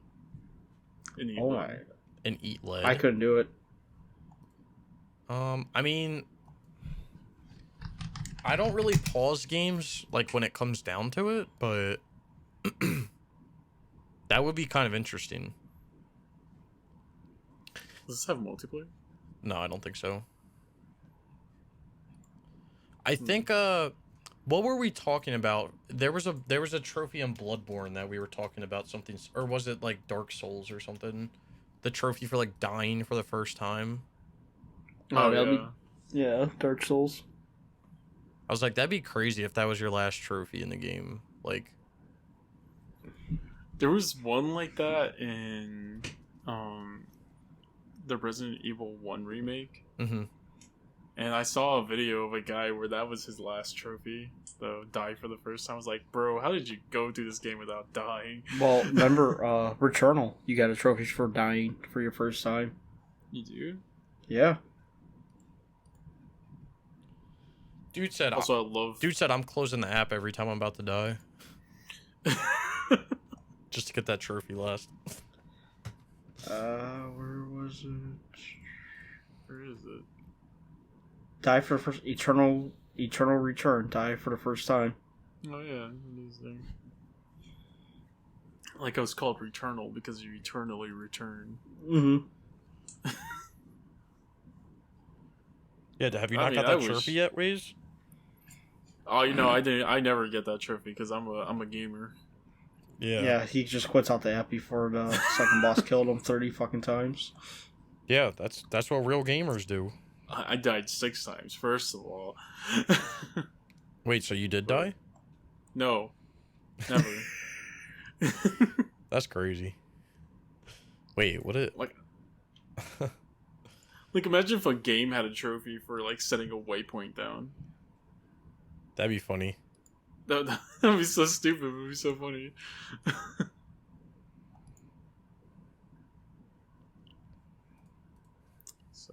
But yeah. I think that'll be it for tonight, boys. What do you think? Yeah, I think that's about it. Yeah, we had like actual topics this time. Yeah, this was a good one. We're not negative. See? No, we haven't been negative for like 3 weeks. Good for us. We gotta be negative next week then. Yeah, I could be negative right now if you want me to. No. No. We got a minute left. You can't do it. Save that for next week. I would like to say thank you again, everybody, for hitting the 100 subscriber goal. Mm-hmm. Also, we're at the time now that we said we would bring a guest on. So. Oh yeah, you're right. Submit your applications. I don't know where you do that at, but sure, yeah. You send them all to Waves. He's the one who he just volunteered for it. So send them all to Brian, and I won't answer. And he will answer and tell you if you'll be on. I'll send them all to Waves. Yes, just send them all to Waves. Damn it. We'll have to hire a secretary at some point. You can message me on Discord or Twitter. Or me. I'll send them to Waves. It's fine. Or message my secretary, Brian, and he'll send it over my way. Thanks. Hi, Waves. No, but we can. But no, thanks for 100 subs. Yeah, thank you. And like Wave said, we'll definitely be keeping an eye out for people upcoming. Yeah, but if you are interested, and we'll check it out. We feel like you're a good fit for it. You might be on the podcast with us. Just remember, we kind of do this like at 1 o'clock in the morning. Yeah, I'm CST. Yeah. Kind of falling asleep right now. Yeah. But that's probably going to change soon. Hopefully. So. Is it? I mean, I'm finishing school next week, so. You're not the one I always worry about. It's the R one. I mean, yeah, that's true. What do you... He's the one who always getting gas. Who? Who? When are you getting gas at Shell on Tuesday? He's like, I can save 10 cents. No, it's not 10 cents. It's 20 cents a gallon. That adds up. That adds up. You drive like a hybrid. What? Don't you drive like a little hybrid? No, I drive a race car. Damn, Snickel, you're just gonna let him talk about your car like so that? So yeah. Oh, okay, I know what he drives now. So he drives a little rice burner thingy. Yeah, we know. Rice burner? Yo, meet me on the streets, Brian. You're gonna learn. You're gonna learn to put some respect on my name soon. Oh, no, I respect you. I don't respect the car. You'll respect the car. Meet me on the streets. You'll respect it. Which I can't really talk shit because your car is probably has more American parts in it than my fucking car. So. My engine is built in the US of A. Even though it's not an American brand, the engine is built in the US of A. Your trans is built in out of country. That's it, I think. Yeah, I think everything else is built in... It's American. Yeah. Yeah. But that's a different time for a different day. Nah, but I don't blame Snickel. Save 20 cents a gallon. Yeah, just sometimes I'll be out like extra late because... Yeah, no, I do blame him. What? This man has the strangest fucking like excuses sometimes, you know. What you want me to say? They're funny though. He's like, I'll be right over. I'm taking a log to the streets real quick. Like, what are you doing? Bro, look, there's a few things I do, okay? I get gas, or I'm taking a shit. And the shit sometimes turns into a shower. That is also correct. When you have a very bad shit, it sometimes turns into a shower.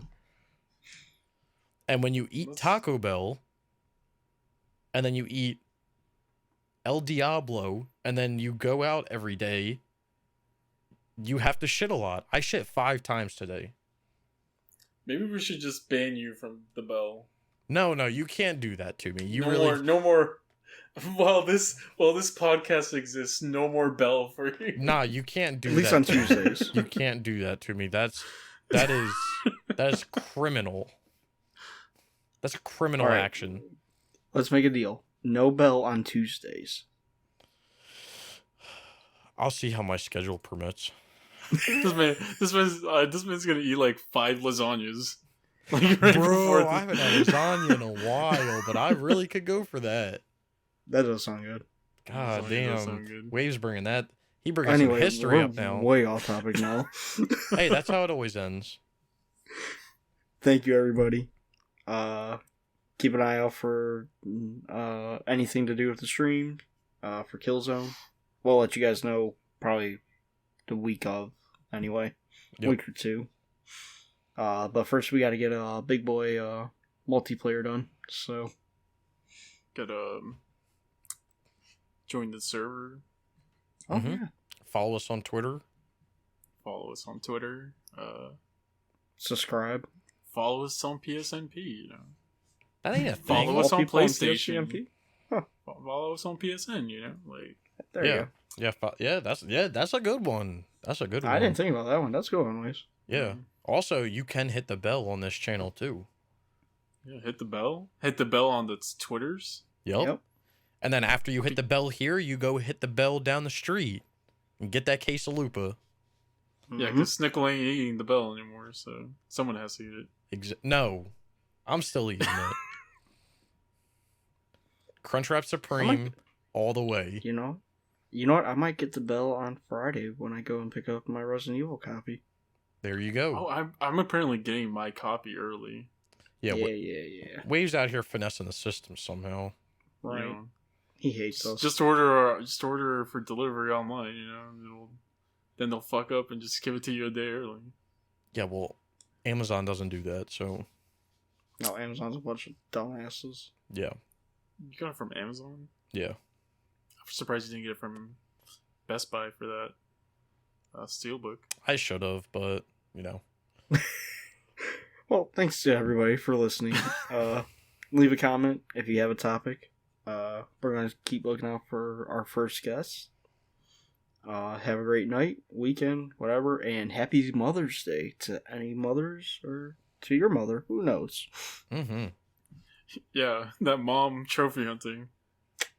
Hey, Happy Mother's Day to you. You never know. gotta throw it out there. You never know. It's 1 in a million. Exactly. If you're a mom trophy hunter, let us know in the comments below. See you guys next week. Yeah. Bye. See ya. I'm gonna go take a fat piss now.